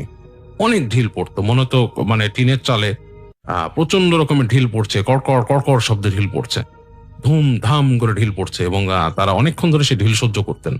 কিন্তু আশ্চর্যের ব্যাপার যে পরের দিন বাসার আশেপাশে কিন্তু কোনো মানে ঢিল পাওয়া যেত না। অনেক সময় দেখা গেছে কিছু মাটির ঢেলা পাওয়া গেছে, বা এছাড়া কিছুই পাওয়া যেত না। মানে যেই পরিমাণ ঢিল পড়েছে তাদের দেখা যেত উঠানে বা কোথাও মানে আর কি ইটের বৃষ্টি হয়ে যাওয়ার কথা, বা ঢিলের বৃষ্টি মানে জমে যাওয়ার কথা। ঢিল এত ঢিল আসলে জমতো, মানে এত ঢিল পড়তো আর কি ছাদের উপরে, কিন্তু দেখা যেত সেই ধরনের কিছুই পাওয়া যেত না তাদের ওখানে। তো এভাবেই ওই জায়গার পরিবেশের সাথে কিছুটা খাপ খাইয়ে নেয় পরেশের দাদু এবং দিদিমা। তারা ওই দুজন থাকতেন সেখানে। এর মধ্যে একবার একটা কাহিনী ঘটে, যে কাহিনীর পরে এই যে অতিলৌকিক ব্যাপারটা আরেক দিকে মোড় নেয়। সেটা হচ্ছে একবার একদিন খুব বৃষ্টি হচ্ছে, এবং বেশ বৃষ্টি হচ্ছে, সেই সকাল থেকে বৃষ্টি হচ্ছে, এবং বৃষ্টি ঝরেই চলছে, এবং চারিদিকে মনে হচ্ছে যে বৃষ্টিতে নিয়ে চলছে। তো এরকম সময় বৃষ্টিটা দুপুরের দিকে একটু ছাড়ান দেয়। তখন দুপুরের দিকে বেশ খানিকক্ষণ বৃষ্টি নেই, একটু থম মেরে আছে চারিপাশে। এই সময় তাদের সামনে যে শ্মশানটা, সেখানে একটা দল আসলো, একটা শব নিয়ে, এবং তারা ওখানে মানে পোড়াবে আর কি, মৃতদেহ পোড়াবে, সৎকার করবে। তো পরেশের দাদু বাসার থেকে বেরিয়েছিল হেঁটে হেঁটে। তো তিনি একজনকে জিজ্ঞেস করলেন যে কি ব্যাপার, আর এই সময় আপনারা এখানে সৎকার করতে আসছেন, একটু আজকে তো বৃষ্টির দিন, কি অবস্থা কি হবে? তো তারা বলে যে আসলে এটা একটা ডিফারেন্ট কেস। উনি এই যে যাকে আর কি দেওয়া হচ্ছে, এই লোকটা গলায় দড়ি নিয়েছে, তো তাকে আজকে আমাদের সৎকার করতেই হবে, এরকম কিছু আর কি। তো যাই হোক, তো পরেশের দাদু জাস্ট শুনে আর কিছু বলে না, সে যে দাঁড়িয়ে থাকে। আর আসলে যারা সৎকার করবে তারা তো করবেই, এটাতে কিছু বলার নেই, এটা বৃষ্টি হোক আর রোদ হোক। তো যাই হোক, তিনি দূরে দাঁড়িয়ে তিনি দেখেন ব্যাপারটা। তো যাই হোক, সেরকম তাদের সৎকার যথারীতি শুরু হয়। তো তারা যখন নাকি লাশটাকে পোড়ায়, দেখা যাচ্ছে যে মানে বেশ খানিকটা পড়েছে আর কি, অর্ধেকের মতো পড়ে গেছে, অনেকক্ষণ সময় পার হয়েছে। এই সময় আবার ঝমঝম করে বৃষ্টি নামে, প্রচন্ড বৃষ্টি, এবং সেই বৃষ্টি এমন পর্যায়ে হয় যে তাদের যে চিতার আগুন যেটা থাকে সেটা নিভে যায়, এবং বৃষ্টি হতেই থাকে, বৃষ্টি আর ছাড়ছে না। তো পরেশের দাদা তো বাসায় চলে গেছে, সে দেখছে তার বাসার জানলা দিয়ে যেখানে বৃষ্টি নিভে গেছে। তো সে দেখলো যে সেই যে মানুষগুলো ছিল সেখানে, তারা ওখানে এই দূরে গাছের নিচে আশ্রয় নিয়েছে। তো তারা একসময় বৃষ্টিটা একটু হালকা হয়ে গেল, ঝিরঝির বৃষ্টি পড়ছে, সেই সময় তারা কি করে, সেই মৃতদেহর যে মৃতদেহ কিন্তু পুরো পড়ে নেই, এরকম অবস্থায় অর্ধ পোড়া মৃতদেহটাকে তারা নিয়ে চলে গেল। তিনি দেখছেন যে ঘটনাটা কি ঘটে। তখন পড়তি বেলা পড়ে যাচ্ছে। তো এই সময় তারা সেই পাশে মানে শ্মশানের ওই পারে যে মানে কাছাকাছি দূরে যে একটা চরের মতো আছে, সেই জায়গায় যে চড়া মানে একটা চড়ার মতো জায়গা, সেই জায়গায় তারা মাটি খুঁড়ে সেই জায়গায় সেই অর্ধ পোড়া মৃতদেহটাকে পুঁতে ফেললো। তারা পুঁতে ফেলে তারা যার যার মতো চলে গেল। তখন সন্ধ্যা হয়ে গেছে।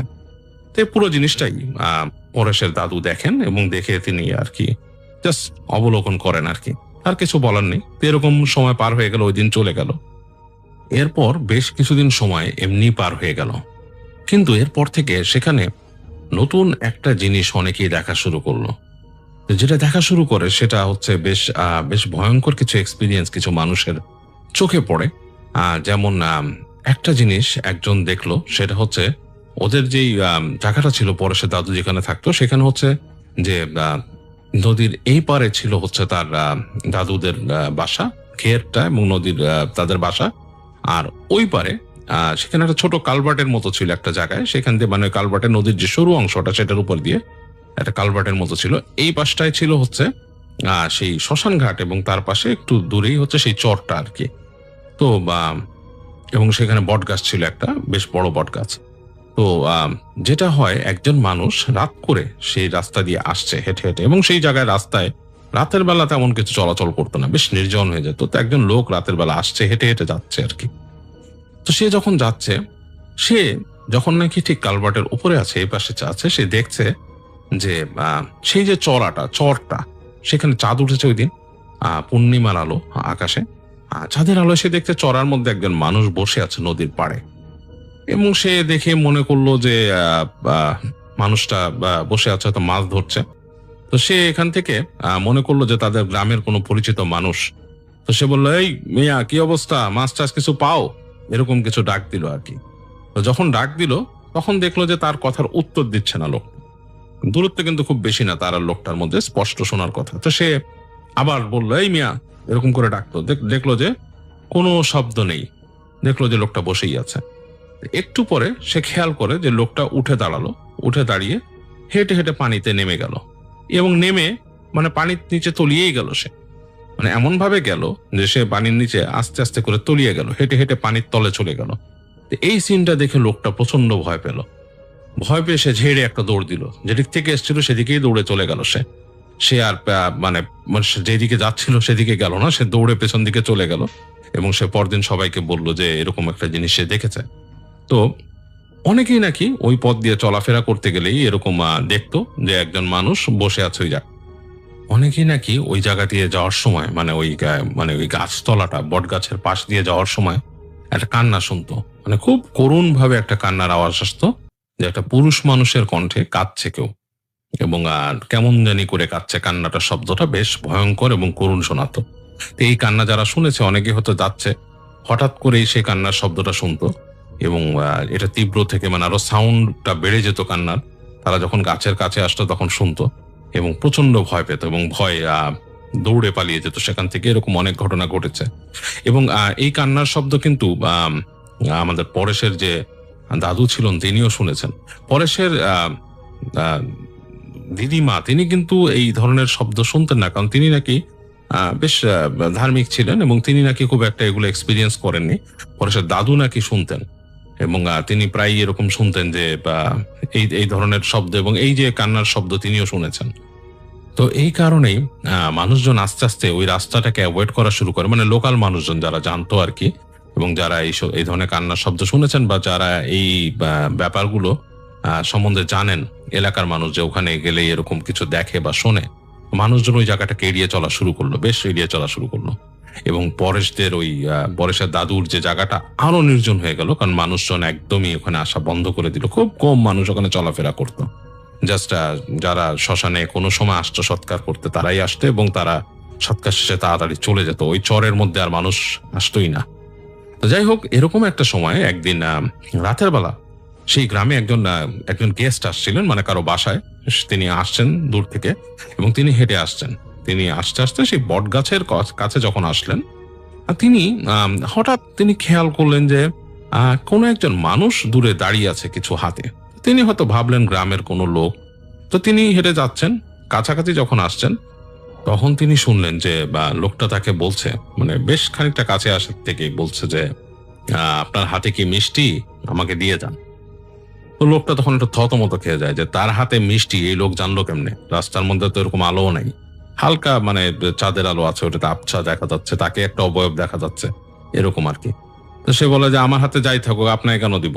এই বলে সে তার কাছে একটা ছোট টর্চের মতো ছিল, তো সে আলো মারে। তা আলো মারার পরে এক ঝলকের জন্য সে দেখতে পায় যে একটা খুব মানে বাজে একটা চেহারা, মানে পুড়ে যাওয়া একটা চেহারা যদি হয় কোনো কিছুর, সেরকম একটা চেহারা এক ঝলকের জন্য। এবং সাথে সাথে আলো মারার পরই ওইটা বাতাসে মিলিয়ে যায়, এবং সে একটা দমকা বাতাসের স্পর্শ পায়। লাইক একটা বাতাস, তার গায়ে একটা দমকা বাতাস লাগে হঠাৎ, এবং সে বাতাসটা লাগার পরে তার শরীরটা কেঁপে ওঠে, এবং কেমন একটা গন্ধ, বাজে একটা গন্ধ সেখানে। এবং সে অনেক কষ্টে সে বাসায় যায়। ওই দিন তাকে অসুস্থ লাগা শুরু করে, এবং সে বাসায় যে বেশ অসুস্থ হয়ে পড়ে, সবাইকে জানায় যে সে রাস্তায় কি দেখেছে, এবং অসুস্থ হয়ে পড়ে। তো এই ঘটনা বলার পর গ্রামের কিছু মানুষ সিদ্ধান্ত নেয় জায়গাটাকে মানে শুদ্ধি করবে, তারা কি ব্যাপার। তো তারা ওই পরেশের দাদুর সাথেও আলাপ করে যে এখানে কি এরকম মানুষ দেখে শুনে। তো পরেশের দাদুও বলে যে আমার কাছে এরকম বলে, আমি নিজেও এরকম শুনছি মানুষের কান্নার শব্দ এই সেই। তো তারা বলে যে এখানে কি ব্যাপার কি। তো পরেশের দাদু বলে আপনারা হয়তো জানেন কিনা জানি না আমি, তবে এখানে কিন্তু এরকম একটা ঘটনা একবার ঘটছিল যে এরকম একটা লাশ এভাবে করে তারা আধা পোড়া অবস্থাও এখানে মাটিতে পুঁতে ফেলছিল। তো এটা শোনার পরে পরেশের দাদুর কাছ থেকে ওখানকার যারা সচেতন সনাতন ধর্মাবলম্বী ছিলেন তাদের মধ্যে কিছু মানুষ সিদ্ধান্ত নেয় যে আমরা এই যে ডেড বডিটা আছে এটাকে সৎকার করে দিলে হয়তো এই যে এই সমস্যাটা যেটা হচ্ছে সেটা আর হবে না। তো তারা যেটা করেন যে তারা তাদের মধ্যে কিছু মানুষ সিলেক্ট করেন যারা ওই কাজের সাথে জড়িত, মানে যারা এই সৎকারগুলো করেন, তারা ওখানে যান কি তাদের ধর্মীয় ব্যক্তিকে নিয়ে, এবং যে তারা ওই ডেড বডিটাকে সেখান থেকে তোলেন, দেহাবশেষ যেটা ছিল ডিকম্পোস্ট সেটাকে তোলেন, তুলে এনে তারা সঠিকভাবে সেটাকে আবার পোড়ায় এবং তারা তাদের মতো ধর্মীয় মতে সেটাকে সৎকার করেন আবার। তো এটা করার পর তারা মনে করেন যে এই ঝামেলাটা হয়তো এখান থেকে মানে চলে গেল বা শেষ হয়ে গেল। তো এরকম চিন্তা করে তারা মনে করেন যে যাক একটা কাজ তারা করেছেন, যে এখান থেকে যে তারা যদি এরকম কিছু থেকে থাকে যে এরকম কোনো সমস্যা, তাদেরকে নাকি একজন একজন একজন তারা একজন ইসের সাথে কথা বলেছিল, একজন এরকম তান্ত্রিকের সাথে কথা বলেছিল। সে তান্ত্রিক বলেছিল যে এইখানে এরকম কিছু দেখতে পাওয়ার কারণ হচ্ছে যে ওই জিনিসটাকে ঠিক মতো সৎকার করা হয়নি এবং সেখানে সেই আত্মা ঘোরাফেরা করে, এরকম কথা বলেছিল। তো এই কথা শোনার পরে তারা আরো শিওর হয়েছিলেন ব্যাপারটা, যে আমরা মনে হয় এরকম করলে ব্যাপারটা ঠিক হয়ে যাবে। তো যাই হোক, তারা ধারণা করেন যে এখন তো ব্যাপারটা ঠিক হয়ে যাবে, এখন এরকম আসলে এখানে আর হবে না। কিন্তু যেটা হয় যে এর পরেও কিন্তু ওখানে ওই কান্না অনেকে শোনেন। এবং একবার যেটা হয়, একদিন রাতে একজন কৃষক সে দূরের একটা গ্রাম থেকে ওদিক দিয়ে যাচ্ছিল ওই রাস্তা দিয়ে। তো কৃষক যখন হেঁটে হেঁটে আসছে, ওই দিন আকাশে অনেক চাঁদের আলো ছিল, বেশ জ্যোৎস্না। তো সে যখন হেঁটে আসছে, সে যখন নাকি সেই কালভার্টের কাছে চলে এসছে, দূরে বট গাছটা দেখা যাচ্ছে এবং নদী, সে একটু ভয় পায়, কারণ তার সে মনে পড়ে যে এখানকার সম্বন্ধে কি ধরনের কথা প্রচলিত আছে, মানুষ ভয় পায়। এই জিনিসগুলো তার মনে পড়ে। তো মনে পড়ার পর সে একটু আস্তে আস্তে হাঁটে এবং তার কাছে একটু মনের মধ্যে অস্বস্তি লাগে। তো পরবর্তীতে সে মনে করে যে না, এগুলো তো আসলে তারা বলছে যে এখানে নাকি তারা কি কি করছে, এরকম কিছু তো আর এখন নাই মনে হয়। তো এগুলো ভেবে সে আবার সাহস সঞ্চয় করে একটু একটু করে হাঁটে। তো হেঁটে হেঁটে যখন আসছে, তখন সে দেখে যে কিছুই নাই আসলে। তার মনেও আস্তে আস্তে ভয়টা কেটে যেতে থাকে। তো সে যখন ঠিক সেই কালভার্টের উপর দিয়ে যাচ্ছে, কালভার্টের মাঝামাঝি চলে আসছে, তখন সে দূর থেকে হঠাৎ করে খেয়াল করে যে মাঝখানে কে জানি একজন বসে আছে, মানে একটা মানুষ বসে আছে। একবার সে ভাবে যে কোনো মানুষকে আসলে এখানে রাতের বেলা মাছ ধরতে আসছে, কালভার্টের উপরে বসে বসে মাছ ধরছে, এরকম কিছু। তাই বলে এত রাতে কে ধরবে? তো সে আরেকটু কাছিয়ে আসে।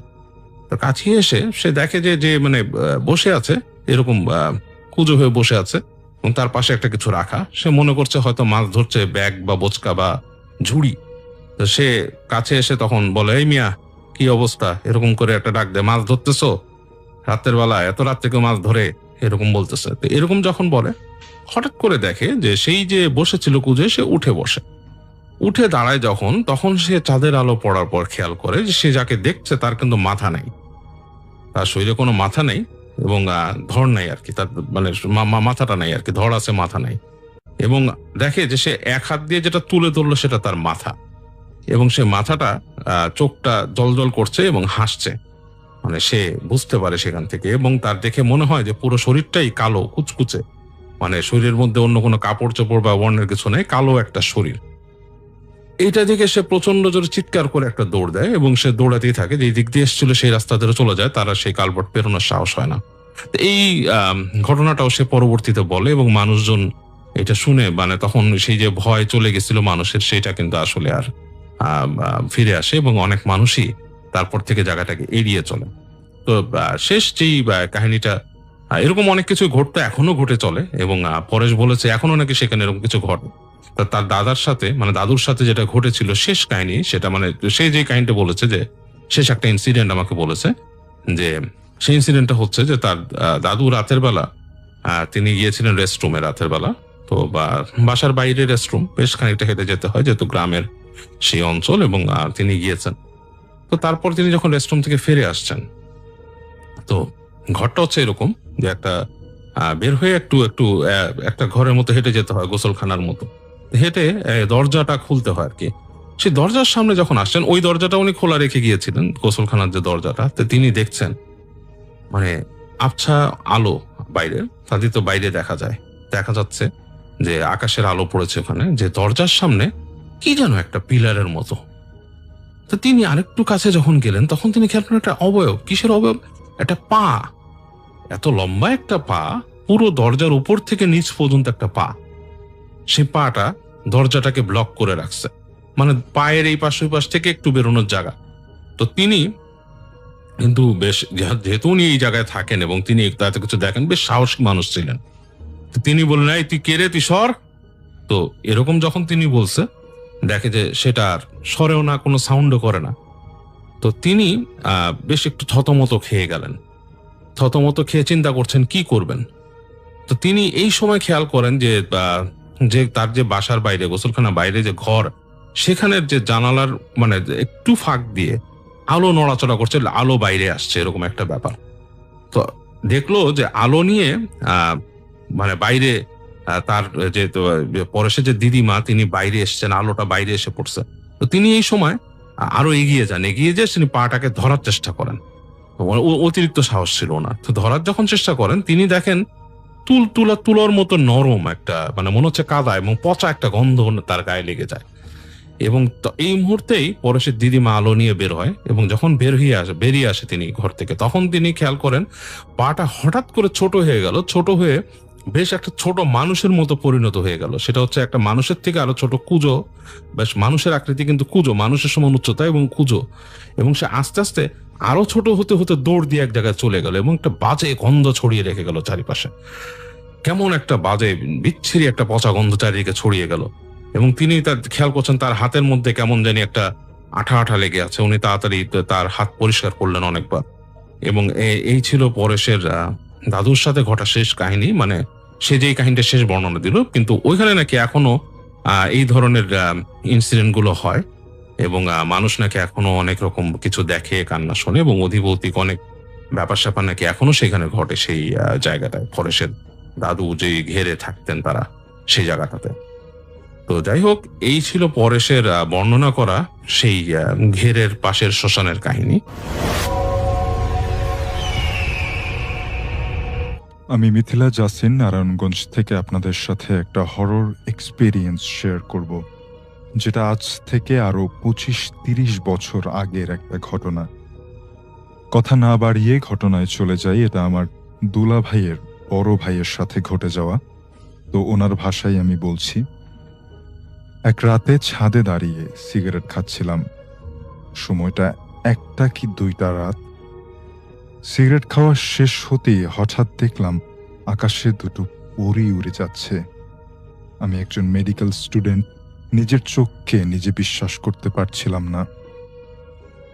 তারপর আমি এক দৃষ্টিতে পরীগুলোর দিকে তাকিয়ে থাকি। ধীরে ধীরে ওরা আকাশে মিলিয়ে যেতে থাকে। আমার কাছে তখনও সবকিছু নিজের মনের ভুল মনে হতে থাকে। আমি আর বেশিক্ষণ ছাদে দাঁড়িয়ে থাকতে পারি না।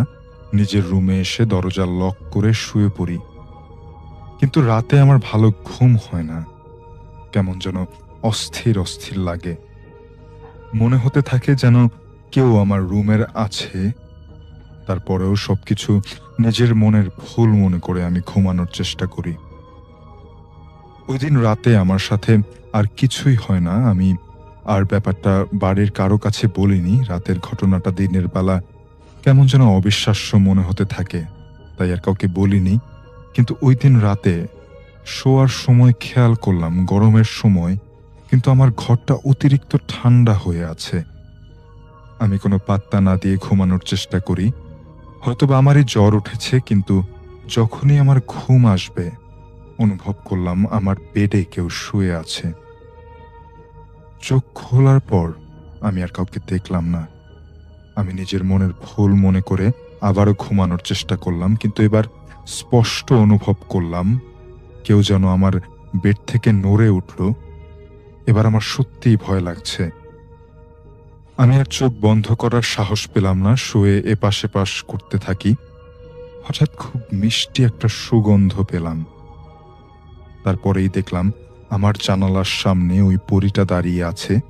আমি ওখানে স্তব্ধ হয়ে গেলাম। আমি নড়তে পারছি না। পরীটা আমার গলা আওয়াজ বের হচ্ছে না। পরীটা আমার দিকে তাকিয়ে তাচ্ছিল্যের একটা হাসি দিল। তারপর আমি আর পরীটাকে দেখতে পেলাম না। আমার আর ঘুমও হলো না। অনেক রাত হয়ে গেছে, তাই বাড়ির কাউকে ডেকে তুললাম না।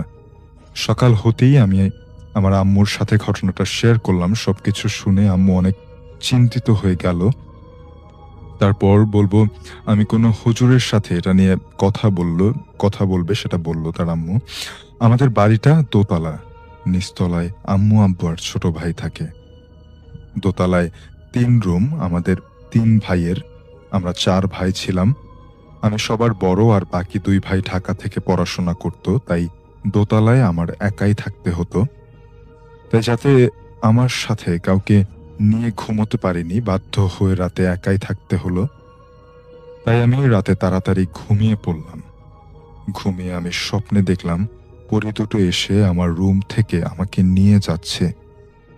কোথায় নিয়ে যাচ্ছে আমি জানি না। এটা দেখে আমার ঘুম ভেঙে গেল। আমি খুব ঘামতে শুরু করলাম এবং ভাবতে লাগলাম, এটা কি স্বপ্নই ছিল নাকি সত্যি আমার সাথে এরকম হবে। কিছুক্ষণ পর অনুভব করলাম আমার রুমটা আবারও অতিরিক্ত ঠান্ডা হয়ে আছে, তাও আমি ঘামছি। তারপর আবার সেই মিষ্টি সুগন্ধটা পেলাম।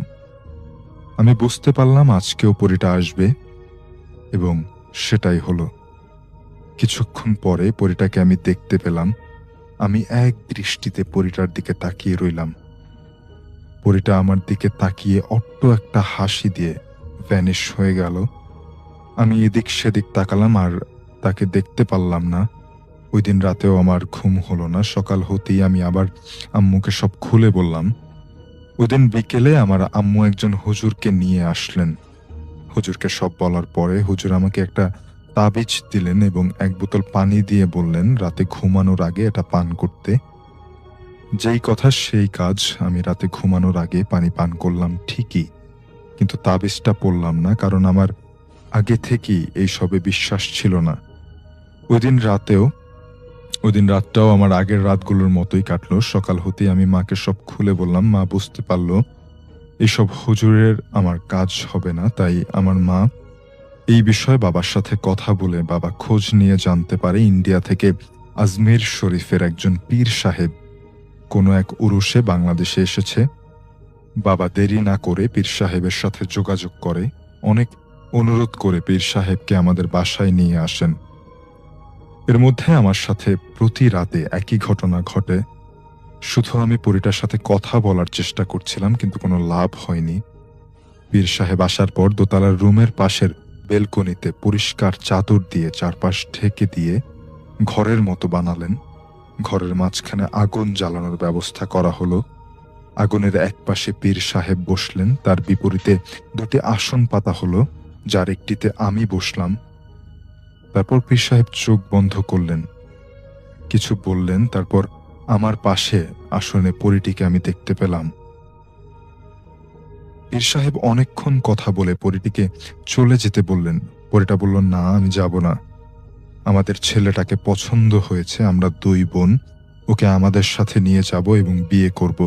পীর সাহেব আবার চোখ বন্ধ করে কিছু একটা পড়ে, যাবে কিনা বল।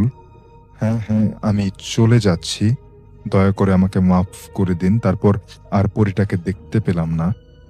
হঠাৎ আওয়াজ হলো, আমি বের হয়ে দেখলাম শিমুল গাছের মোটা একটা ডাল ভেঙে নিচে পড়ে গেছে। পীর সাহেব বললেন পরীটা এই গাছেই থাকতো। পীর সাহেব যাওয়ার সময় আমাকে 1 মাসের জন্য একটি আমল করতে দিয়ে গেলেন। আমার সাথে আর কিছু ঘটেনি। সঙ্গত কারণেই আমি নাম পরিচয় গোপন রাখলাম। ওই শিমুল গাছটি ওই বাড়িতে এখনো আছে, আর ভাইয়া সপরিবারে লন্ডনে থাকে। আসসালামু আলাইকুম রাসেল ভাই, আশা করছি আপনি ভালো আছেন। তো রাসেল ভাই, আজকে আমি যেই ঘটনাটি আপনার সঙ্গে শেয়ার করছি, এই ঘটনাটা আমাদের মানে এলাকার একটি ঘটনা। যেই ঘটনাটা নিয়ে আমাদের এলাকায় বেশ মানে মুখোমুখি হয়েছিল। তো যাই হোক, সময়টা ছিল বর্ষাকালের মাঝামাঝি সময়। এই সময়ে আপনারা হয়তো জানেন যে অনেক সময় হঠাৎ বৃষ্টি আসে, আবার হঠাৎ বৃষ্টি নাই, এরকম একটা অবস্থা হয়। তো উত্তরবঙ্গের একটা নদী আর কি, যেই নদীটা আমি বলছি, সেই নদীর নাম হচ্ছে কালাদহ নদী। নদীটা এতটাই মানে গভীর ছিল যে গ্রামের বয়স্ক লোকেরা বলতো এই নদীর কোনো তল নেই। আবার অনেকেই বলতো যে এই নদী থেকে প্রচুর পরিমাণে বালু তোলা হয়েছিল, যার কারণে এই নদীটা অনেক বেশি গভীর হয়ে গেছে। যাই হোক, মানে এই নদীর পানি দিনের বেলাতেও দেখতে কেমন যেন কালো কালো দেখাতো, আর রাত হলে কেউ এই নদীটার কাছে যেত না, কারণ যেই নদীটার আসলে কুল কিনারা নাই, শেষ নাই, সেই নদীটা মানুষ মানে যেতে অত বেশি আগ্রহ করতো না। যাই হোক, এই গ্রামেই একটা ছেলে ছিল খুবই সাহসী, যার নাম রফিক মিয়া। এই রফিক মিয়াকে নিয়েই আমাদের আজকের কাহিনী। রফিক মিয়া ছোটবেলা থেকেই তার মাছ ধরার মাছ ধরা ছিল সেই রকম নেশা। সে মাছ ধরা ছাড়া কোনো আসলে চিন্তাই করতে পারে না। তো এক রাতে সে ঠিক করলো মাছ নদীর গভীর জায়গায় গিয়ে সে জাল ফেলবেন, কারণ তিনি জানেন গভীর পানিতে রাতের বেলায় মাছ থাকে। তো যাই হোক, যেই কথা সেই কাজ। তিনি রাত প্রায় ১টার দিকে, যখন চারপাশটা ঘনই কুয়াশা, আকাশে আধো চাঁদ, ছোট নৌকাটা ধীরে ধীরে মানে কিনারার দিকে আসতেছে, এরকম টাইপের কিছু। যাই হোক, এই যে মানে রফিক গেলেন, তো রফিক কি করলেন, তার সাথে তার একজন বন্ধু কুদ্দুস, এই দুইজন মিলেই মানে ওই যে মাঝ নদীতে যাওয়ার যাত্রা শুরু করলো। তাদের একটা নৌকা, বড় একটা জাল, এবং তারা দুজন মানুষ। তো যাত্রা শুরু করার কিছুক্ষণ পর কুদ্দুস ফিস ফিস করে বলল, রফিক, পানি দেখছিস? পানির দিকে একটু দেখতো।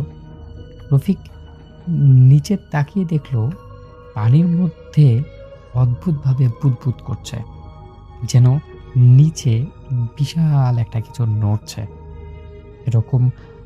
মানে সেখানে তো আর কি মাটি নেই যে মাটি থেকে বুদবুদ আসবে, কারণ অনেক গভীর। তো তিনি যেহেতু একজন মানে জেলে, তো তিনি এই বিষয়টা বুঝতে পারছেন যে হয়তো এই পানির নিচে কোনো মাছ বুদবুদ করছে আর কি। যাই হোক,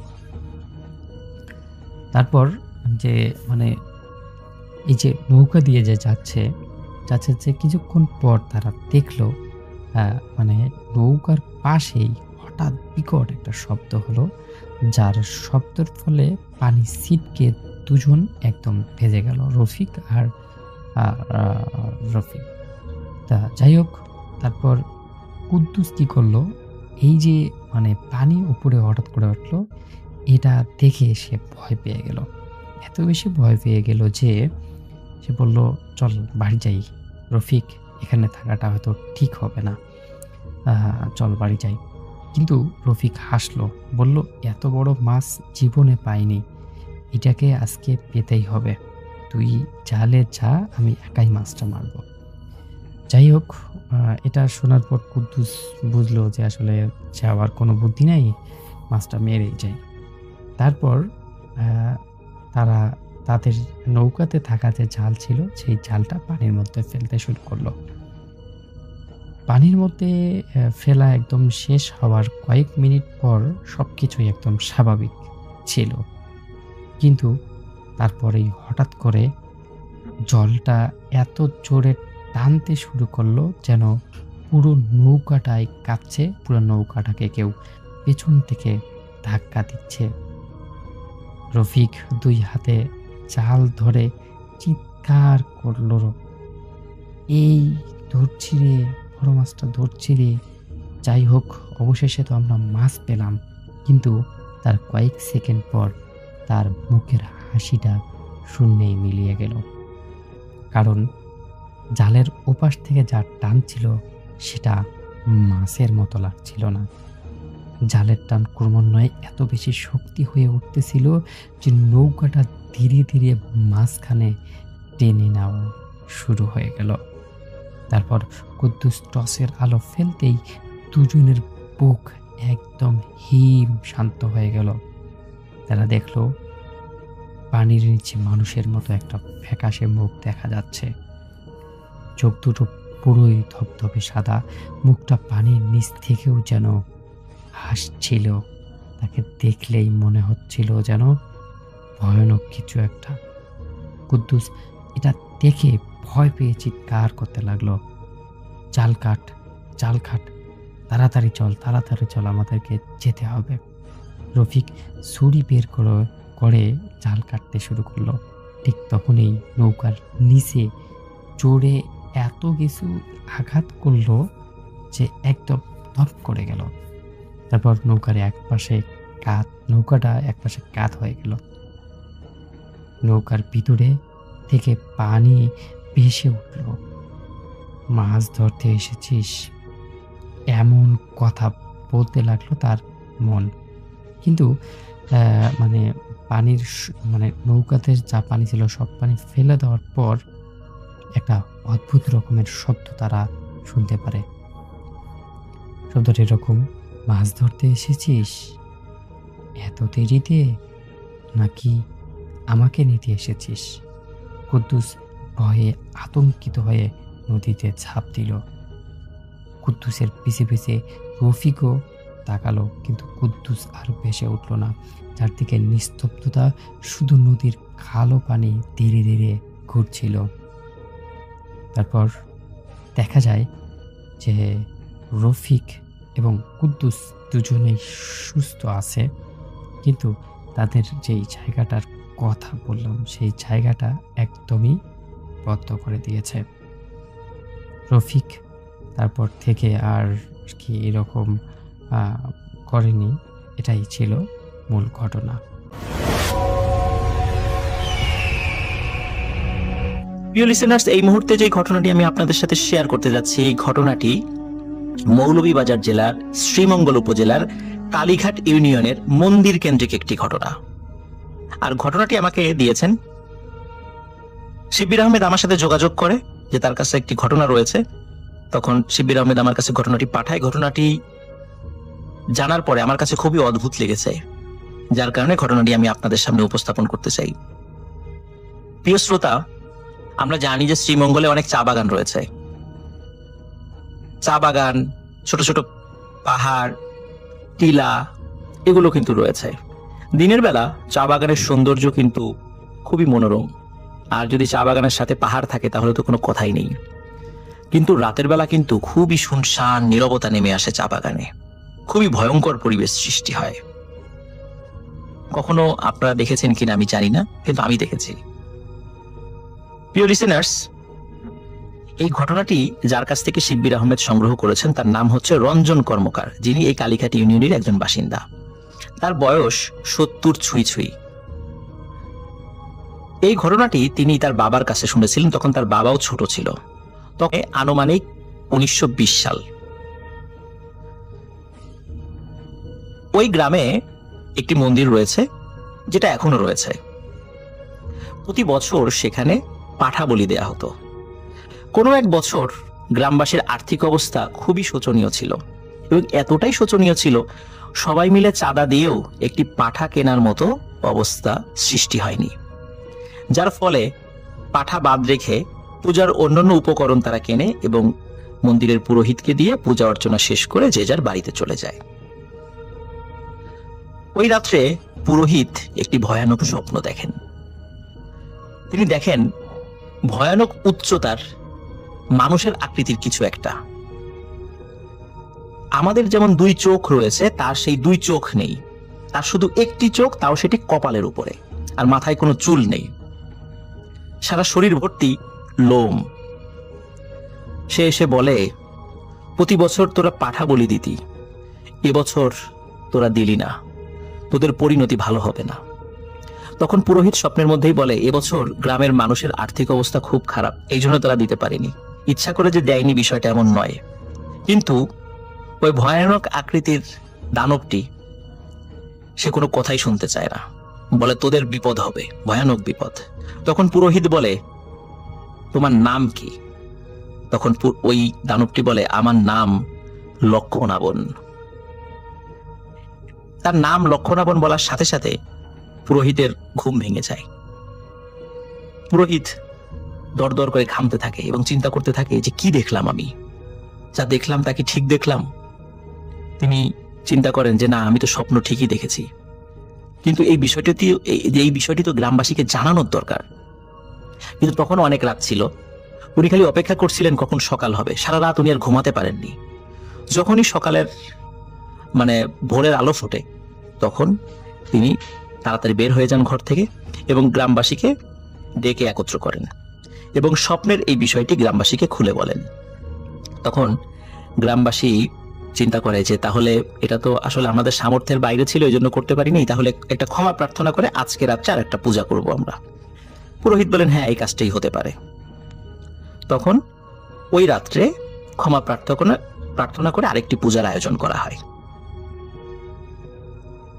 যখন পুজো শেষ করে সবাই যে যার বাড়িতে চলে যায়, পুরোহিতও তার বাড়িতে চলে যায়, ওই রাত্রে পুরোহিত আবার সেই লক্ষণাবনকে স্বপ্নে দেখে।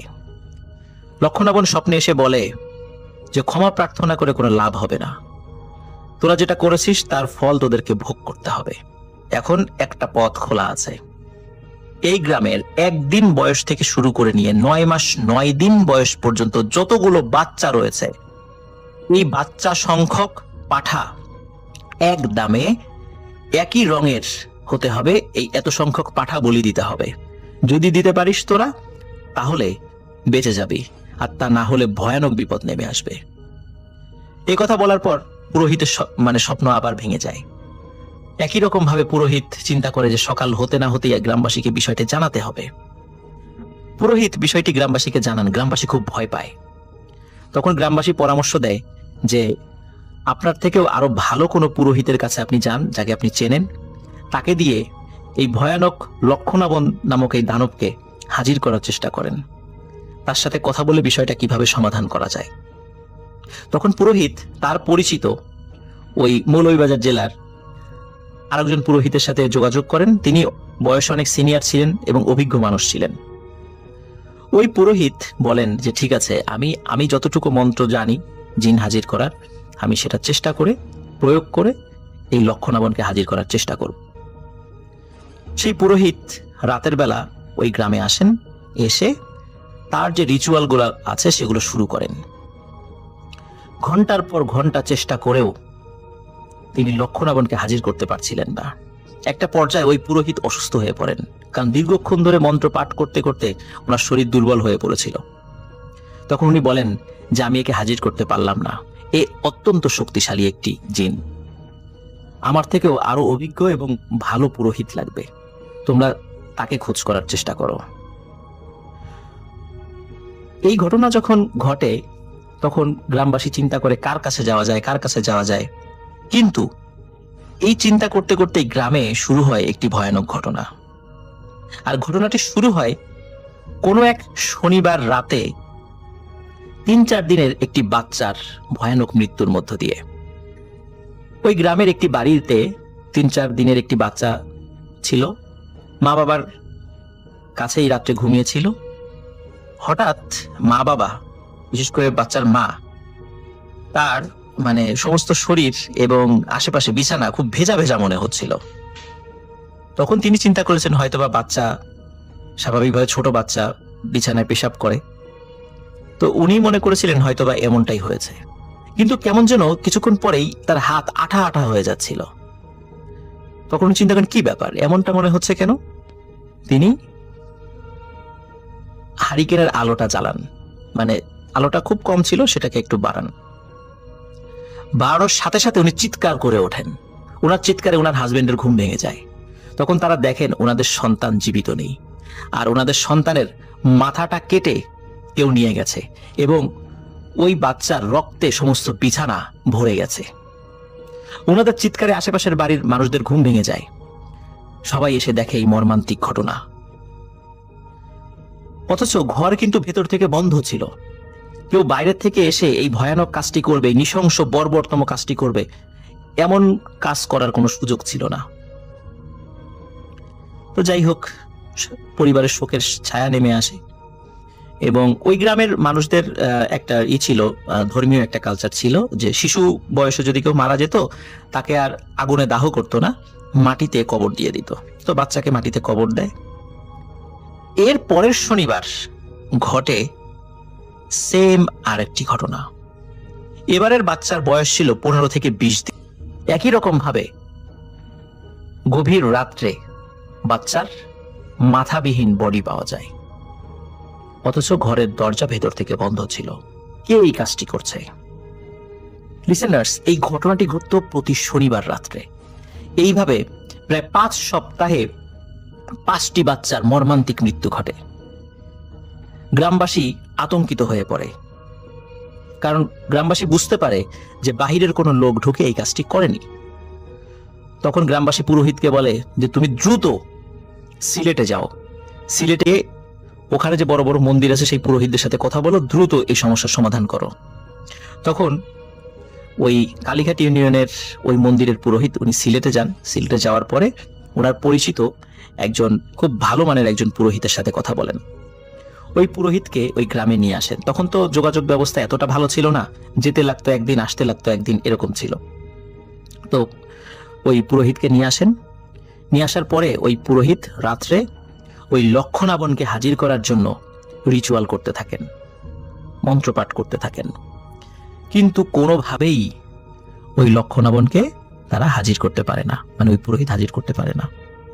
তখন ওই পুরোহিত বলে, আমার একার প্রচেষ্টা এটি হবে না, তুমি আরো 6 জন পুরোহিত জোগাড় করো, আমরা 7 জন মিলে চেষ্টা করলে যদি তাকে হাজির করা যায়। এবং সত্যি পরের রাত্রে 7 জন পুরোহিত একত্রে ওই লক্ষণাবনকে হাজির করার জন্য তাদের ধর্মের যে রিচুয়াল আছে সেটা শুরু করেন। রাত 12টার পরে শুরু করেন। রাত 12টা থেকে 1টা, 2টো, 3টা, 4টা বেজে যাচ্ছে। মন্ত্র পড়তে পড়তে পুরোহিতদের অবস্থা খারাপ হয়ে যাচ্ছে, গলা দিয়ে রক্ত বের হয়ে যাওয়ার উপক্রম হচ্ছে, শরীর অসুস্থ হয়ে যাচ্ছে, তবুও তারা থামছেন না। কিন্তু এত প্রচেষ্টার পরেও লক্ষণাবনকে সহজে হাজির করা যাচ্ছে না।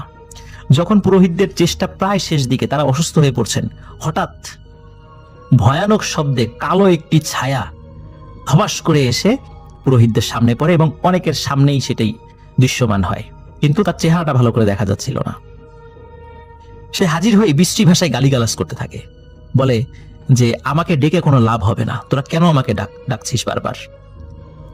আমি তো সমস্যার সমাধান বলেই দিয়েছি, আর যেহেতু আমাকে ডেকেছিস, আমাকে বিরক্ত করেছিস, আগে তো বাচ্চার সংখ্যা দিয়ে পাঠা বলি দিলেই হতো, এখন আর তা হবে না। এখন এই গ্রামে যতগুলো মানুষ আছে ঠিক ততগুলো পাঠা বলি দিতে হবে, এটাই সমস্যার সমাধান। আর যতবার আমাকে ডাকবি, যত বিরক্ত করবি, তোদের পানিশমেন্ট আরো বাড়তে থাকবে। এই কথা বলেই ওই লক্ষণাবন জিনটি অদৃশ্য হয়ে যায়। তখন ওই পুরোহিতটা বলতে থাকে যে আমরা এই লক্ষণাবন জিনের সাথে পেরে উঠব না, কোনোভাবেই তার সাথে জয়ী হওয়া যাবে না, অন্যভাবে ব্যবস্থা নিতে হবে। তখন ওই পুরোহিতরা একটা পরামর্শ দেন। বিশেষ করে সিলেটের যিনি প্রধান পুরোহিত এসেছিলেন, তিনি বলেন যে একটা পরিচিত মাজারের কথা বলেন, কিন্তু সেই মাজার যে কোনটি সেটি আসলে প্রিয় লিসেনার্স এটা জানতে পারিনি, কারণ এটা অনেক আগের কথা, তো সিলেটে তো অনেক মাজার রয়েছে। তো ওই পুরোহিতের সাথে একজন মাজারের খাদেমের অত্যন্ত ভালো সম্পর্ক ছিল। তারা ভিন্ন ধর্মের হওয়া সত্ত্বেও উভয়ের মধ্যে অত্যন্ত হৃদ্যতাপূর্ণ সম্পর্ক ছিল। তখন ওই পুরোহিত বলেন যে তুমি মাজারের ওই খাদেমের কাছে গিয়ে আমার কথা বলো, মানে ওই গ্রামের যে পুরোহিত আছে তাকে বলে আমার কথা বলো, তুমি আমার রেফারেন্স দিবা এবং বলবা এই এই ঘটনা আমি বলেছি, যে সমস্যা সমাধানের জন্য তিনি যেন চেষ্টা করেন। তখন গ্রামের মানুষ একটু ইতস্তত বোধ করেন, কারণ যেহেতু একটি মন্দির কেন্দ্রিক ঘটনা, একজন মাজারের মুসলিম খাদেম সেখানে আসবেন। কিন্তু তারা চিন্তা করেন যে আসলে যার দ্বারা উপকার হবে, সে যে ধর্মেরই হোক না কেন, যেখানে আমাদের বাচ্চারা মারা যাচ্ছে, অনেক ক্ষয়ক্ষতি হচ্ছে, তো যার দ্বারা সৃষ্টিকর্তা উপকার করবেন তাকেই নিয়ে আসা হোক। গ্রামবাসী সবাই একমত হয়ে ওই গ্রামের যিনি পুরোহিত তাকে সিলেটে আবারও পাঠান। তখন ওই মাজারের খাদেমের সাথে গিয়ে তিনি দেখা করেন, সব ঘটনা খুলে বলেন। মাজারের খাদেম সব কথা শোনেন এবং তার বন্ধু ওই পুরোহিতের কথা শুনে বলেন যে হ্যাঁ, উনি তো খুবই ভালো মানুষ, সাদাসিধা মানুষ, উনি যেহেতু বলেছেন আমি অবশ্যই যাব, কিন্তু আমি একা যাব না, আমার সাথে আরো কয়েকজন কোরআনে হাফেজকে নিয়ে যাব এবং এর মধ্যে কয়েকটা বাচ্চা, মানে শিশু বলতে 10-12 বছর বয়সী কোরআনে হাফেজও থাকবে। ইনশাল্লাহ তোমাদের সমস্যার সমাধানের জন্য আমি সর্বাত্মক চেষ্টা করব। ওই ওই খাদেম তার সাথে 4-5 জন কোরআনে হাফেজ এবং ওই পুরোহিতকে নিয়ে ওই গ্রামে আসেন। গ্রামে আসার পরে আগের পুরোহিতটা তো রাতের বেলা রিচুয়াল করছিলেন, কিন্তু এই মাজারের খাদেম উনি দিনের বেলাই এবং গ্রামবাসীর সকলের সামনে তিনি ওই হাফেজদেরকে দিয়ে কোরআন তেলাওয়াত শুরু করেন এবং তার যে কাজগুলো আছে সেটা করা শুরু করেন। এবারও কিন্তু প্রায় একই রকমের ঘটনা ঘটছে। অনেক চেষ্টা করার পরেও ওই লক্ষণাবনকে হাজির করা যাচ্ছে না। যেহেতু রাতের বেলা লক্ষণাবন সশরীরে চলে আসতে পারত, দিনের বেলা সে তো সশরীরে আসতে পারছে না। অনেক চেষ্টা করার পরে হঠাৎ কোরআন তেলাওয়াতকারী একটি বাচ্চার উপরে সে ভর করে এবং ভর করার সাথে সাথে আগের মতোই বিশ্রী ভাষায় গালিগালাজ করে ওঠে, বলে ওঠে যে আমাকে এইভাবে বারবার ডেকে কোনো লাভ হবে না, সেটা আমি আগেই বলে দিয়েছি, আর সমস্যার সমাধানও বলে দিয়েছি, সুতরাং এইটার আর কোনো চেঞ্জ হবে না। গ্রামের যতগুলো মানুষ আছে ঠিক তত সংখ্যক পাঠা বলি দিতে হবে। তখন ওই খাদেম সাহেব তিনি বলেন যে তুমি যতই শক্তিশালী হও না কেন, মানুষের থেকে তুমি শক্তিশালী নও। এই কথা বলতে না বলতেই ওই খাদেম সাহেব উনি দোয়া কালাম পড়ে সাথে সাথে ওই বাচ্চা যেটা প্রজেস্ট হয়েছিল, যিনি কোরআন তেলাওয়াত করছিলেন, তার ঘাট থেকে ওই লক্ষণাবনকে বোতলে বন্দি করে ফেলেন। বোতলে বন্দি করার পরে লক্ষণাবনকে বলেন যে তোমাকে তো বন্দি করে ফেলেছি, তুমি তো আর গ্রামবাসীর কোনো ক্ষতি করতে পারবা না। লক্ষণাবন ওই বোতলের মধ্যে থেকেই হু হু করে হেসে ওঠে এবং হেসে উঠে বলে যে আমাকে আটকালে কি হবে, আরো যে লক্ষ লক্ষ লক্ষণাবন রয়েছে তাদেরকে আটকাতে পারবা তোমরা? নিশ্চয়ই পারবা না, তারা তো ঠিকই ক্ষতি করবে। এই কথা শোনার পরে খাদেম সাহেব বেশ দ্বিধাগ্রস্ত হয়ে পড়ে যে আসলেই তো তাই, কারণ একে আটকানোর পরে বা একে ক্ষতি করার পরে আরো তো অনেকে এসে গ্রামে আক্রমণ করতে পারে, তাতে হিতে বিপরীত হতে পারে। তখন উনি লক্ষণাবনকে প্রথমে ভয় ভীতি দেখান। কিছু সময় পরে লক্ষণাবন বেশ নরম আচরণ শুরু করে। এটা কিন্তু মানে ওই বোতলের মধ্যে যখন সে ছিল, আশেপাশের মানুষ তারা কিছু শব্দ শুনতে পাচ্ছিল, খুব স্পষ্ট শব্দ ছিল না, কিন্তু খাদেম সাহেব উনি স্পষ্টভাবে ওই লক্ষণাবনকে বোতলের মধ্যে বন্দী করার পরে ওই বোতলের মধ্যে থেকে তার সাথে কথা বলার শব্দ শুনতে পাচ্ছিলেন। লক্ষণাবন বলে ওরা যদি একটা পাঠা বলি দিত তাহলে আজকে অবস্থা হতো না। তখন ওই গ্রামবাসী তরফ থেকে ওই খাদেম সাহেব বলেন ওরা অত্যন্ত গরিব মানুষ, ওরা সর্বোচ্চ চেষ্টা করেছে, ওরা তো ইচ্ছা করে এই কাজটি করেছে, বিষয়টা এমন নয়, তারপরও তুমি কেন ওদেরকে শাস্তি দিচ্ছ? তুমি এতগুলো বাচ্চাকে হত্যা করেছো, এই কাজটি কি ভালো হয়েছে? তখন লক্ষণাবন কোনো কথা বলে না। তখন খাদেম সাহেব বলেন যে এবারের মতো এদেরকে ক্ষমা করে দাও, এবছরে আর কোনো পাঠা বলি হবে না, সামনের থেকে ওরা সর্বোচ্চ চেষ্টা করবে পাঠা বলি দেওয়ার জন্য, যদি কখনো না পারে তাদেরকে ক্ষতি করো না। এই বিষয়টিতে লক্ষণাবন ঘোর আপত্তি জানায়, বলে না এটা হবে না, এই বছরের মতো ক্ষমা করে দিতে পারি, কিন্তু প্রতি বছর পাঠা বলি দিতেই হবে, এটা কোনোভাবেই সম্ভব না, যে ইচ্ছা যদি কখনো সামর্থ্য না হয় দেবে না, কখনো সামর্থ্য হলে দেবে, এটা সম্ভব নয়। অবশেষে গ্রামবাসী তারা দূর থেকে শুনছিল কিছু কিছু বিষয়, মানে হালকা হালকা শব্দ শুনছিল, আর পুরোহিত পাশেই ছিল। তখন পুরোহিত গ্রামবাসীদের সাথে কথা বলে ওই খাদেমকে বলেন যে গ্রামবাসী রাজি হয়েছে, তাদের যত কষ্টই হোক প্রতি বছর তারা পাঠা বলি দেবে। যখন গ্রামবাসীর কাছ থেকে অনুমতি নিয়ে পুরোহিত এবং ওই খাদেম সাহেব উনি যখন লক্ষণাবনকে বলেন, ওনারা বলেন যে হ্যাঁ ঠিক আছে, তোমার কথাই ঠিক থাকলো, আমরা প্রতিশ্রুতি দিলাম এটা হবে। তখন লক্ষণাবন বলে যে আমাকে ছেড়ে দাও। খাদেম সাহেব উনি চিন্তা করেন যে একে ছেড়ে দিব, ছেড়ে দিলে যদি আবার সমস্যা হয়, কিন্তু খাদেম সাহেব এবং গ্রামবাসী বুঝতে পারেন যে আশেপাশের পরিবেশ আস্তে আস্তে ভয়ানক হয়ে উঠছে, গাছগুলো নড়াচড়া করা শুরু করে দিয়েছে, অথচ মানে কোনো বাতাস নেই। তখন বুঝতে পারেন যে লক্ষণাবনকে মুক্ত করার জন্য আরো অসংখ্য ভয়ানক জিন চারদিকে চলে এসেছে। তখন লক্ষণাবনকে বলে যে ঠিক আছে, তোমাকে ছেড়ে দিচ্ছি, আর কারো কোনো ক্ষতি করো না, তোমার কথা অনুযায়ী প্রতি বছর এখানে পাঠার বলি হবে। লক্ষণাবনকে মুক্ত করে দেন তারা। গ্রামবাসী বাজারের খাদেম এবং পুরোহিতকে অনেক শ্রদ্ধা নিবেদন করেন যে আপনাদের কারণে আজকে সৃষ্টিকর্তা এই বিপদ থেকে আমাদেরকে রক্ষা করলেন। এরপর থেকে প্রতি বছর এখনো কালীঘাট ইউনিয়নের ওই মন্দিরে একটি পাঠা বলি দেওয়ার প্রচলন রয়েছে, যেটা এখনো চলছে। প্রিয় লিসেনার্স, এখানে একটি বিষয় আমি আপনাদেরকে বলি, সেটি হচ্ছে এই ঘটনার মধ্যে কিন্তু সাম্প্রদায়িক সম্প্রীতির একটি অনন্য নজির আমরা দেখতে পাই। আসলে কে কোন ধর্মের সেটি বড় বিষয় নয়, কার দ্বারা উপকার পাচ্ছে মানুষ সেটি বড় বিষয়। এখানে একটি বিষয়ে আমি আমার নিজের একটা বিষয় বলি। আমাদের পরিবারের একজন সদস্যকে, আমার সম্পর্কে আমার বোন হয়, তাকে আরেকজন আত্মীয়, সেও মহিলা, ব্ল্যাক ম্যাজিক করেছিল। রাজবাড়ী শহরের অনেক হুজুরকে দেখানো হয়েছে, আমি নিজে যার সাক্ষী ছিলাম। অনেক দোয়া তদবির দেওয়া হলেও কোনো লাভ হচ্ছিল না। শেষ পর্যন্ত রাজবাড়ী জেলার কালুখালী উপজেলার একদম প্রত্যন্ত একটা গ্রামে, আমি নিজে সেখানে গিয়েছি, একজন ভদ্র মহিলা, উনি হিন্দু ধর্মাবলম্বী, তার কাছে যাওয়ার পরে টানা কয়েক মাস চিকিৎসার পরে আমার আত্মীয় সেই বোন সুস্থ হয়েছিলেন। এই জন্য আসলে আল্লাহ কার দ্বারা কাকে উপকার করবেন, ক্ষমা করবেন, সে কোন ধর্মের, এটা আমরা কেউ বলতে পারি না। ধর্মের বিচারে আসলে উপকার হয় না। আসসালামু আলাইকুম প্রিয় ভিউয়ার্স, আপনারা এখন দেখলেন ভূত এফএম, যা হরর স্টোরি, ভৌতিক গল্প। এখান থেকে অনেকগুলো গল্প শোনার পর আপনার জীবনের সঙ্গে কোন গল্পটা মিলে গেছে অবশ্যই আমাদের কমেন্ট বক্সে আপনি কমেন্ট করতে পারেন, এবং কি আপনার জীবনের সম্পর্কে যে ঘটনাটা ঘটেছে আপনি সম্পূর্ণ আলোচনা করতে পারেন। আজকের ভিডিওটি আপনারা কোন জেলা থেকে প্লে করছেন অবশ্যই কমেন্ট করে জানাবেন। আপনি যদি আমাদের চ্যানেল নতুন দর্শক হয়ে থাকেন অবশ্যই চ্যানেলটিকে সাবস্ক্রাইব করে যাবেন। আমাদের নিত্য নতুন ভিডিওগুলো এবং কি প্রতিদিন আমরা নতুন নতুন কিন্তু আপনাদের মাঝে গল্প নিয়ে আসার অনুপ্রেরণায় থাকি। অবশ্যই আপনার জীবনের কোন গল্পটা বেশি বেশি প্রয়োজন অবশ্যই কমেন্ট করে জানাবেন, আমরা যাতে আপনাদের মন মতো গল্পগুলো নিয়ে আসতে পারি, এবং কি আপনারা বেশি বেশি শেয়ার করবেন আপনাদের বন্ধুদের মাঝে, অবশ্যই যেন এই গল্পগুলো আপনার ছড়িয়ে পড়ে।